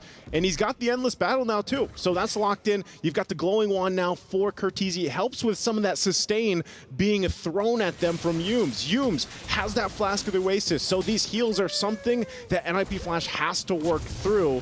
Mid lane again. Another big knockup. JPL with another way. The Dragon able to connect onto Cram. Taking out Hades. Finds the kill. Stormy forced to back up. Yums can't make a play happen just yet. NIP are winning out in skirmishes, but they need to start translating it to some towers. They're even losing out a tower on the boss side right now. Lord up. Are they going to be forced to just take this and lose that? Again, they got to control the macro game as well. JPL half health here. Innocent taking a lot of damage. Able to go down. Vanex picks up the kill. No one's Fury does connect on to 3 or 4. Diablo, though, doesn't care. He finds Yums. It's 2 down on the side of SRG. Sakai's looking for the response. Stormy with the IMU. Feathered Air Strike. Sakai's dancing back and forth, but the damage isn't there like it was in the early game. JPL in trouble. The cutthroat. Sakai's gets away safely. But Vanex is shoving down onto this Lord right now. Cram trying to find an angle, trying to find a stun, maybe one big final slash to clear things up, and he finds it, connects onto Curteezy. Curteezy trying to run away, but he's in trouble. Cram goes down. Vanix shows up. Vanix finds the kill. Vanix now onto the Lord. But he got him low enough. Sakai's gonna go in. Guys, Gakes Hades. But Vanix still stands tall. Sakai's is low. Innocent able to steal the Lord with his Monster Force in one shot to take the game back into their hands. SRG, how do they juggle all that around and get the timing down for then whittle down? We're going to look at the STC replay, and this was just great timing, great decision-making from SRG, relying on each other. Even with Sakai's at less than half health, Cram went in, does a ton of damage, allows Sakai's to get them here at this point, and look how much the Lord hurts too. Finds Hades, gets him down, and that's all he had to do, and then Innocent comes back from being taken out earlier on and gets the Lord. Talk about a masterful choreography from SRG. That was a beautiful dance indeed. Sakai's now coming in, but no one's able to connect. Vanix finally falls, and that is huge for SRG. Both damage dealers off the map. Hades now on the run. Tier 3 on the mid, gone. SRG trying to advance. A nice kick, a nice way the Dragon comboed up with the Raging Sandstorm. Cram taking off the map. Innocent now on the run as well. But look at Sekai's in the bottom lane. He's always macroing. He's always microing. He's a man to do it all. He's the Sky Prince for a reason. And now, once again, Lord making its way down the bottom. They want these shields all down in the base turrets. And they're going to try to keep it together as long as they can. NIP Flash on the defense. All right. Vanix back up. Innocent able to take the inhibitor on the mid side. SRG is going to back off. They got what they came for. They crack an inhibitor at 12 minutes, and that's huge. Okay, it looks like that's all that SRG is going to be able to get. Conceal going to be used again for JPL. They might go for a pick. They just keep going. Yume's going to get Way of the Dragon back. Vanix going to connect, and Vanix finds the kill. That's 30 seconds of the clock for Yumes. Yumes was literally like, okay, I think this is good. I think we can go back to base here. And JPL's like, nope, not happening. Goes and finds a pickoff. Now, ultimately, yeah, that's a kill for them. But by the time, they find themselves once again, we're still a minute away from the Lord. Yumes will be back up. And so really you have to kind of look at this. What happened to that momentum they had? NIP going to find another setup possibly. Jumps into the bush. Cram though with a nice final slash connects onto Vanix. Vanix able to get the kill. Sekai's looking for an angle, trying to connect onto Vanix. Vanix able to just play away but still fall. Stormy finds it. JPL is next to drop. And it's Diablo up against Sekai's. But a Sky Prince stands tall. The Demon King cannot defend. Sekai's back. Hades all alone up against 4. Oh no, are they going to end it here off of that? SRG looking for the finish here, looking for a few more shots. Hades down, and 4 members jump onto the base. SRG grab the pen of fate and write their own history. Unbeaten, untarnished for over 100 days. They are poised to conquer the causeway and etch their names in history as they advance to the grand finals. The Giants prove themselves true giants here. Titans. I guess the rumbling is here. They've got one more big obstacle, but who would have thought they could make it this far? SRG undefeated. Champions almost. Champions almost, but still history being made. Hats off as well to NIP Flash, man. They made it this far. It's been so long since they got to top 4, but unfortunately it was not enough. They ran out of gas in the tank to go against the undefeated team over 100 days, man. And there's a reason why. Look how they flipped this game in their favor. I mean, just monsters, man. We thought this was going to be a 5-game. SRG shows up in 3-0's NIP Flash, guaranteeing Malaysia at least a #2 worldwide, at least a #2 region. I mean, and they've had rough years so far. Look how far they've come. Just amazing to see, again, the journey of both these teams, what they've accomplished, where they've been. The drafts here, this has to be both of these teams' favorite drafts I've seen so far up to this point. Again, bringing us to a record high of unique heroes utilized as well.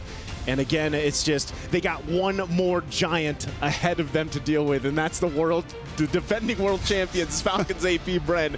At this point, seeing this who knows what tomorrow's going to be. Maybe they can do it. Again, I'm Nice-Suit. This is Trex on Desk. We're going to go ahead and throw it over to the stage to give it to our hosts and hear from our winners, SRG. The Selangor Red Giants remain undefeated and have made it to the grand finals. And now we are joined by Innocent as he has now paved the way to the grand finals. Congratulations on winning the best of 5. Ang lupet, you were so great. You helped Selangor Red Giants advance to the grand finals. You've made history for the first time in Malaysia. There's a grand finalist in an international tournament, undefeated for 106 days. What does this victory mean for you and for Selangor Red Giants? I think this will help us from our upcoming game tomorrow because this is a good momentum. Good momentum, for sure, with a sweep. Oh yeah, I mean 3-0 and now making it to the grand finals. I mean, look, people and the community have been dubbing your run as Prime Malaysia. What are your thoughts on that? For us, we're just humble and enjoying the game. Just humble and enjoying the game. Up next, you're going to be facing Falcons AP brand. Do you have any predictions of how it's gonna go? I think it's gonna be a close fight because we know AP Bren is so good. You think it's gonna be a 3-2? It's BO7, right? Maybe the best of 7, that's right. 4-3, I think.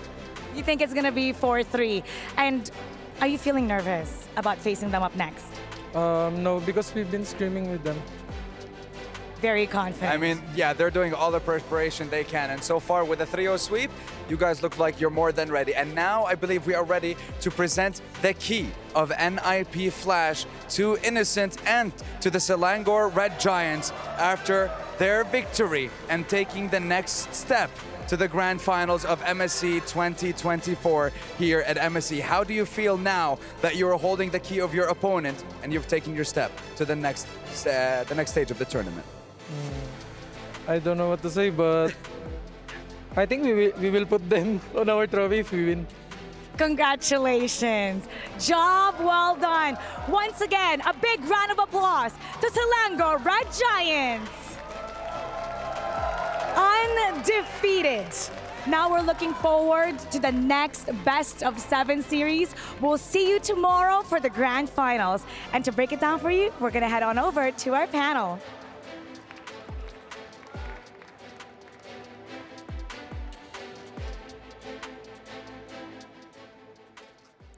Look at that. This best of 5 ended in the sweep. And let's just say this. There were a lot of crazy moments happening in this game. Innocent stealing the Lord. Sakai, the Sky Prince. Like, how does he make those plays? I don't know, man. It's upsetting to me because it's just like, what's the point of having Retri if everybody else is securing the Lords and the Turtles by themselves? Look at... Okay, so that I believe that's like 1 bar of damage onto Hades from just the AoE damage of the Lord, like the lightning, whatever skill that is. Oh, these guys, man. Like, I don't know if he can use this Fanny against Falcons AP brand, but that looked good. I don't know. Wolf was telling me just now, do Fanny players, like, do they hate themselves or are they having the best time of their life? And as soon as that Way of the Dragon is out from JPL, that's when he's having the time of his life. I kind of reviewed what happened in that Lord fight around the 10 minutes, and it's confirmed. One hit of the Lord onto a Baksha is 1 bar of damage onto Hades. So that's what? At least 500, right? And then that is coupled up with one of the lightning spell. I forgot what it's called, but it's like, imagine it's the AoE spell of the Lord. In the proper map, it's like a lightning spell. No, we get it, yeah. And if you combo that up, so it's one hit and then one lightning that's like 1,000 damage with 2 bars on a Baxia. That's how actually Hades died. The thing is, the Lord is merciless at this point. The Lord is actually Malaysian at this point? Yeah, the Lord is, you know, every time we want to start Lord dance, we say apa kapa. What? And then the Lord's like, it means, how are you, you know? It's just a greeting at that point. And I totally agree with you. I think, you know, especially in this game, there was a lot of free flow from the side of SRG. And despite that, the game ended up 17-17. I think NIP Flash did not do the salam. Yeah, he did salam, yeah.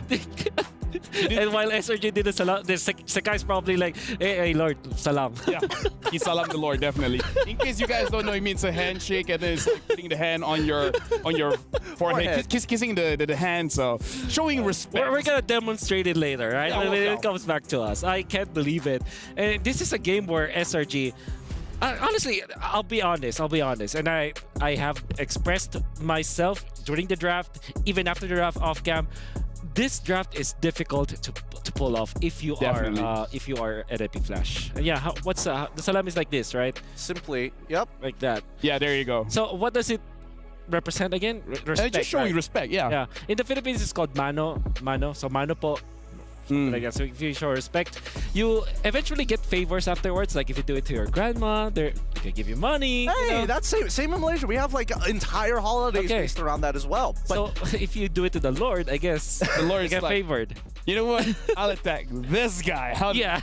We good now. But yeah, honestly, like this game, it's a lot of macro and a lot of mechanics as well. Yeah, Sekai's just showed us a masterclass of the Fanny. We have not seen in a very long time. To be fair, there's not a lot of Fanny players. Yeah, I do hope that we see this in the grand finals. I doubt it, because going up against Falcons, AB Brand, I don't think you'll have that space. Yeah, I think but if he makes it work, okay. Sky Prince, man. Okay. He'll truly deserve that moniker, especially against the final boss here. Yeah. But I think I can agree with everybody's sentiment that, generally the way that this game was going to be played was like, yeah, it's going to be hard to execute from the side of NIP Flash, and I think they can kill secure, but at the cost of what? And I think it's an overkill to a certain degree. Yeah. The casters even pointed out that after the first death on Sekai's, which was done by JPL, was really, really good, but then they gave up some kills up top, which eventually not even neutralized the Fanny. If you look at the first turtle, the Fanny as well as the Baksha at the same level. And every effort that NIP Flash did was, thrown into the trash bin just because of one good play coming up from the Fanny. I mean, that's the thing, right? A lot of it is just conditional. They're just waiting to bait out resources, and then it becomes a war of attrition. That's why the game was 17-17 at the very end. Yeah. But even so, right? I agree with you that the draft was already kind of wonky, and I think they really needed to make a decision on how they want to approach a lot of these fights, and that's where the draft comes into play, where there was a lot of overlaps from the side of SRG to ensure that they get over that finish line more easily. Yeah. I mean, at this point, guys, we gotta look up, because the Sony MVP is the Sky Prince. It's Sekai's, and again, playing that Fanny. Oh my goodness, like. Let's talk about how much of a risk it is using that Fanny. It's kind of like playing Arlet Rome. You're either good or you're looking forward to the next game. Yeah, I haven't played Fanny now a very long time. I can't even think about how to utilize it now. And we know for sure that Sekai's played. I think that this is the part where he's actually enjoying. Like after getting the first turtle. After the first turtle, he's just enjoying just poking and prodding. Unpunished afterwards, he's just collecting kills after kills. The thing is, there were many times where Innocent was actually taken out. I gotta say, masterful initiations coming out from JPL. Good combination with Kurt. But then, because you initiate so much on Innocent, you kind of forget where Sekai's who's just collecting everything. And then, end of the day, it will be Innocent to actually get that Lord. Personally, for me, I do think that, NIP Flash, previously it's like one answer to one problem. Yeah. But it felt like this time they were looking for 3 answers to a singular problem, and I think they may have over tunnel vision during the second half of the pick and ban phase. Yeah. Maybe that's what got to them. It could be the pressure as well. And by the way, I just remembered back in the day, back in season 12 of FPL ID, I was able to talk to Marky, gold laner that actually had the most Lord takes as a gold laner. The idea was everybody during the latter portions of the game thinks as if they have their own retribution. It's like no matter what spell you kind of attempt to take the Lord for yourself. Even when you have the smallest chance to take it, you will attempt it. I think that's what Innocent did. It's just like, okay, I'm gonna time my attack to get this Lord eventually, and he did. It's like everybody from your team will attempt to take the Lord so that it will be the best case scenario. And here you go. And now we have Yums in the studio. First of all, hello guys. Yums, semi-final, 3-0 against NIP Flash. How are you guys feeling right now? Feeling great. Feeling great. Now, here's the thing. Malaysia has never been to the grand finals in MSC, in M Series, and Yums, you've been in the international stage for a very long time. So now, going to the grand finals, going up against Falcons AP Bren, how does that make you feel? Kita orang first of all kita orang rasa bersyukur sebab kita orang dapat masuk ke grand final dan buktikan yang Malaysia boleh masuk ke grand final, dan saya nak buktikan ke Chico yang saya boleh masuk grand final juga, bukan kat suka-suka je. All right, so I'm gonna translate. He said, first of all, he is feeling very syukur in English. Thankful. Feeling very thankful, feeling very grateful. And he wants to show to everyone in the world that Malaysia can compete in the international stage, that he can go to the world stage, go up to the grand finals, and most importantly, he wants to show Chiku that he can actually do it. So no matter what he says, look at me, baby, I'm here. Okay, now I have. Okay, you did he actually? Was that the proper translation? Yeah, no, it's 1-to-1. It's 1-to-1. I mean, you truly proved to everybody that you do deserve to be here. But I'd like to ask you, for you personally, Yums, is there any hero that you would like personally? If you win MSC, if they could make a skin just for you, what would it be? I think for me, I want skin for my goal lane because my goal lane is scary for me. He's so humble. I can't. Well, now that he mentioned the gold lane, I wanted to ask, what's the impact of Innocent and Cram for your side laners in SRG? Dorang sangatlah bagus. Okay, I'm gonna translate. He's saying both Cram and Innocent, they create a different dimension for Selangor Red Giants. They're very strong, but having both Innocent as well as Cram just creates a whole different meta for them that they can go up against any team in the world, just because having both reliable side laners make them very confident in their gameplay. I love your translations, man. I just love it. Yeah, that's what he said, by the way. Yeah, I'm sure. Ken, betul kan Yums? Betul. Yeah, he said, true, yeah, it's true. I'm sure. Honestly, Yums, I'm curious to know, right? After, NIP Flash took down the homeboys, for you playing against NIP Flash, what was it like? Are they just like kind of wild, or is it pretty standard for you? I think it's pretty standard for us because we already fight with them in MPL before MPL. Yeah, we already scrim with them. Yeah. So Yums, I have to ask. You guys know grand finals, Selangor Giants going up against Falcons AP Brand. You guys have maybe less than 24 hours to prepare to go up against Falcons AP Brand. So after this interview, going back with the team, how are you guys going to prepare for tomorrow? Okay, actually just now it's just a scrim. So we already prepare ourselves for AP Brand. Okay, so the semifinals is just a scrim, guys. They're preparing for Falcons AP Brand. It's practically faster than a scrim because the scrim is like 4 games. This one is man. So this is a recorded scrim. Yeah. Wait, hold on. First of all, Yums, how come you don't have these types of conversations during MPL MY? Why now are you feeling so good about yourself, so expressive? Yeah. Sebab saya rasa nak bercakap. Yum said he feels very comfortable with the boys here. He really likes Gideon LaFell as well as Wolf. Now, he's feeling himself very, very well because he said during all those times, he didn't feel like talking. But now, going to the grand finals, it's his time to talk. So just imagine if he wins the grand finals, he won't stop talking. All right, but for real, against Falcon AP Brand, is there anyone that you guys are worried about? I think Kyle TZ. Kyle TZ, huh? Because his hero pool. Yeah, his hero pool is definitely huge. And we got to look at the STC play predictions. Let's see what the audience said about this match. 68% said Selangor Red Giants, 32% said NIP Flash. Yums, how do you feel looking at the audience prediction? The audience is true. The audience is smart. Yeah, smart. Yeah, the audience is very, very clever. But again, even our analyst was talking about it, saying Selangor Giants is looking pretty good for this one. Now, Innocent said tomorrow might go all 7 games, 4-3. Yeah. Now, let's gauge your confidence from 0 to 10. Going up against Falcons AP Brand, again, they haven't lost a single series. You guys have not lost a single match as well in 106 days. Going up against Falcons AP Brand, can you keep your win streak? We will do anything to protect our undefeated. They will do everything that they can to keep their win streak. With that being said, you know the key NIP Flash gave to Innocent? You ready to watch it getting crushed? You want to see it getting crushed? All right. Since he wants to see it, let's see the key crushing.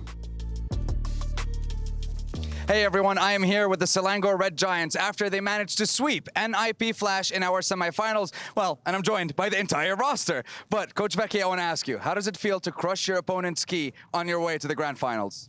I think this matters so much for us because they were taunting us. They were saying that Malaysia is easy, right? They destroy homeboys, but today, this key crushing is with the strength and power of the entire Malaysian community. So we're going to crush you guys so hard. I like that. They managed to get their revenge. And now, if you guys wouldn't mind, it is time to crush your opponent's key. Innocent, if you don't mind doing the honors. This, ladies and gentlemen, is the ceremony that happens every single time a team is eliminated from the tournament. Every single time a team's journey comes to an end. Let's go. 5 tons of pressure continuing to weigh on the golden key that represents a team's journey throughout the Esports World Cup. Brutal, brutal. Absolutely brutal indeed. And that right there is quite a lot of pressure. Oh, he wants to completely crush it. Okay. That seems like revenge served in the best way possible for the representatives from Malaysia. Doesn't look so easy now, does it? No, I don't think so.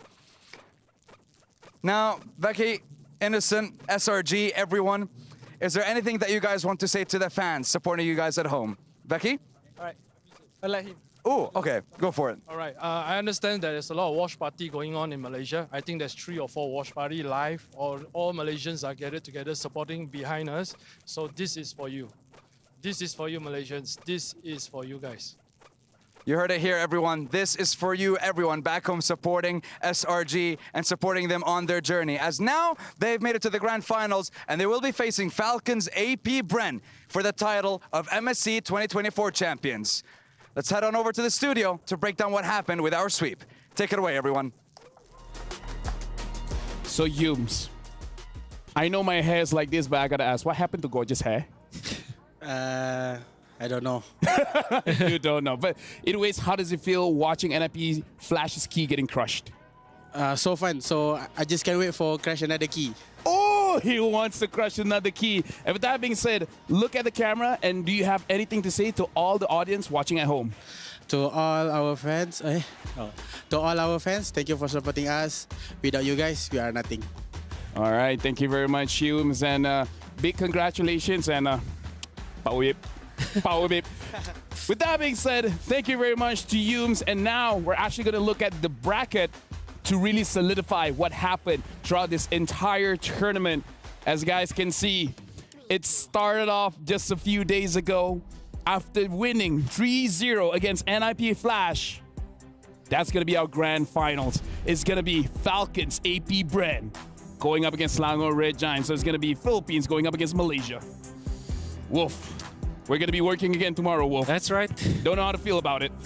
Well, we don't have much choice, but we have to face it together. It's okay. No matter what. Love you, man. I love you too, man. The eye contact.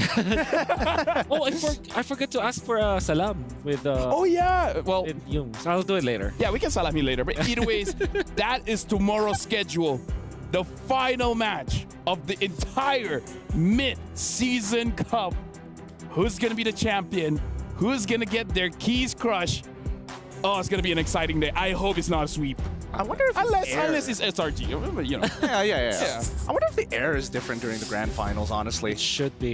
Just not use the Malaysian teams getting this far. I have a question though, because we have proven that there are a lot of Filipinos in Riyadh watching. Yeah. Are there also a lot of Malaysians? Because I saw that there was actually a lot of people in the audience too today. Do you think that there are also a lot of Malaysians in here? I mean, here's the thing. Stormy has an army called Family.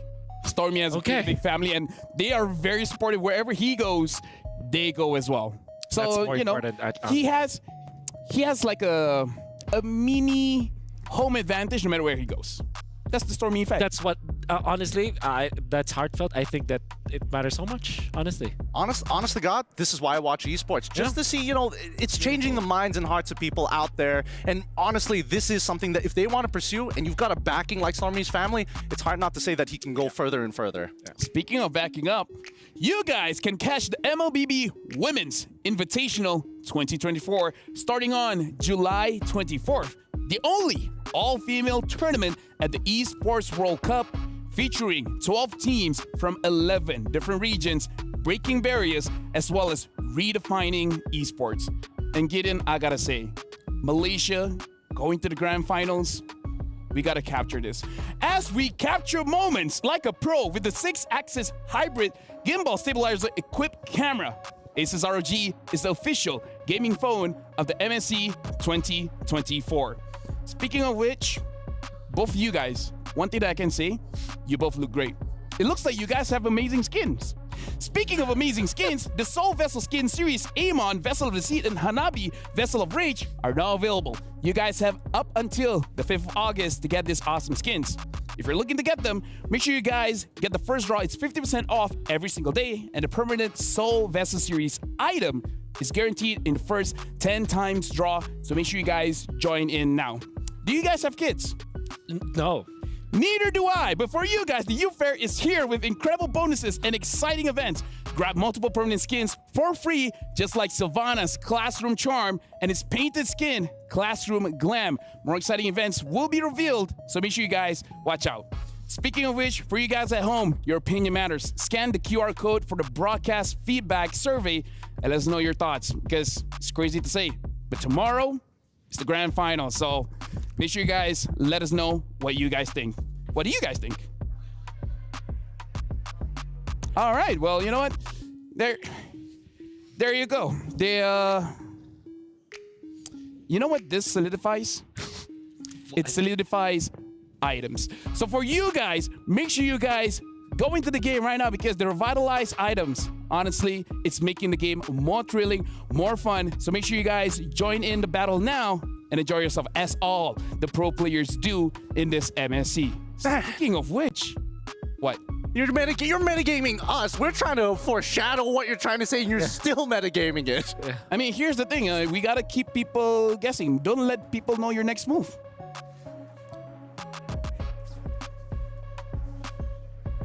There you go. I'm pretty sure you guys didn't know what they're gonna do. I don't know what they're gonna do, but what I do know is we gotta watch the Kadia play of the day, because this amazing sweep between SRG going up against NIP Flash, I gotta say, it's been an amazing day so far. And I feel like a lot of the highlights is gonna be the Sky Prince, Sakai's. I mean, we can talk, you know, just... Okay. Yeah, but again, like, talk about today. I did not thought we'll be walking in to a sweep. Hey, I'm not kidding when I say that I did not foresee a sweep here. I thought that SRG will win, but not like this. And most specifically because I think that I think because NIP Flash got into semifinals, now they succumb to a ton of pressure because they don't draft this way and they don't play this way. I believe that the potential for NIP Flash wasn't there today, just because of what I saw from their previous performances when everything was like actually their first round in the semifinals. That's probably where they felt the most confident with. Yeah. And now going up against SRG, I felt that the pressure kicked in. I do think that the pressure plays a big part of it, but that is just the nature of competition. That is true. You only have one chance, one opportunity in these best of fives, and of course, now that we're going into the grand finals, it's going to be a true test with a best of 7. At the same time, we're going to see the full extent of the hero pool and the strategies that both of these great teams are going to pull out. Yeah. Dude, I can't wait for tomorrow. I don't know how the crowd reaction is going to be. And again, for SRG, this is the real final boss. I mean, if you want to say that you're undefeated, you're going up against a team that has beaten a lot of amazing teams. I think regardless, this is already a huge achievement for Malaysia as a region. I'm not asking for too much, but at least we could try to get 2 games off of FCAP. Maybe there's an opportunity. Oh yeah, for sure. And for all of you guys at home, Just want to say thank you very much, Gideon. Thank you very much, Wolf. Pleasure. Thank you very much to our casters as well, Trex as well as Naisu. You guys just watched the 4th day of the MSC 2024 knockout stage. My name is Rafael alongside with Wolf as well as Gideon. Thank you for watching and join us tomorrow as we see the world, as we see the grand finals of the Mid-Season Cup 2024 at the Esports World Cup.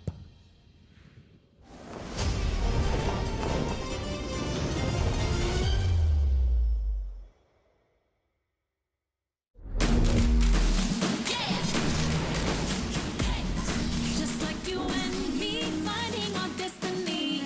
Though they may not see, I'll prove what I can be. Aren't we all the same? We're deep in the game. They say this is lame, but we have our own aim. No fear, prove it. Rise up and don't quit. Chasing the same dream.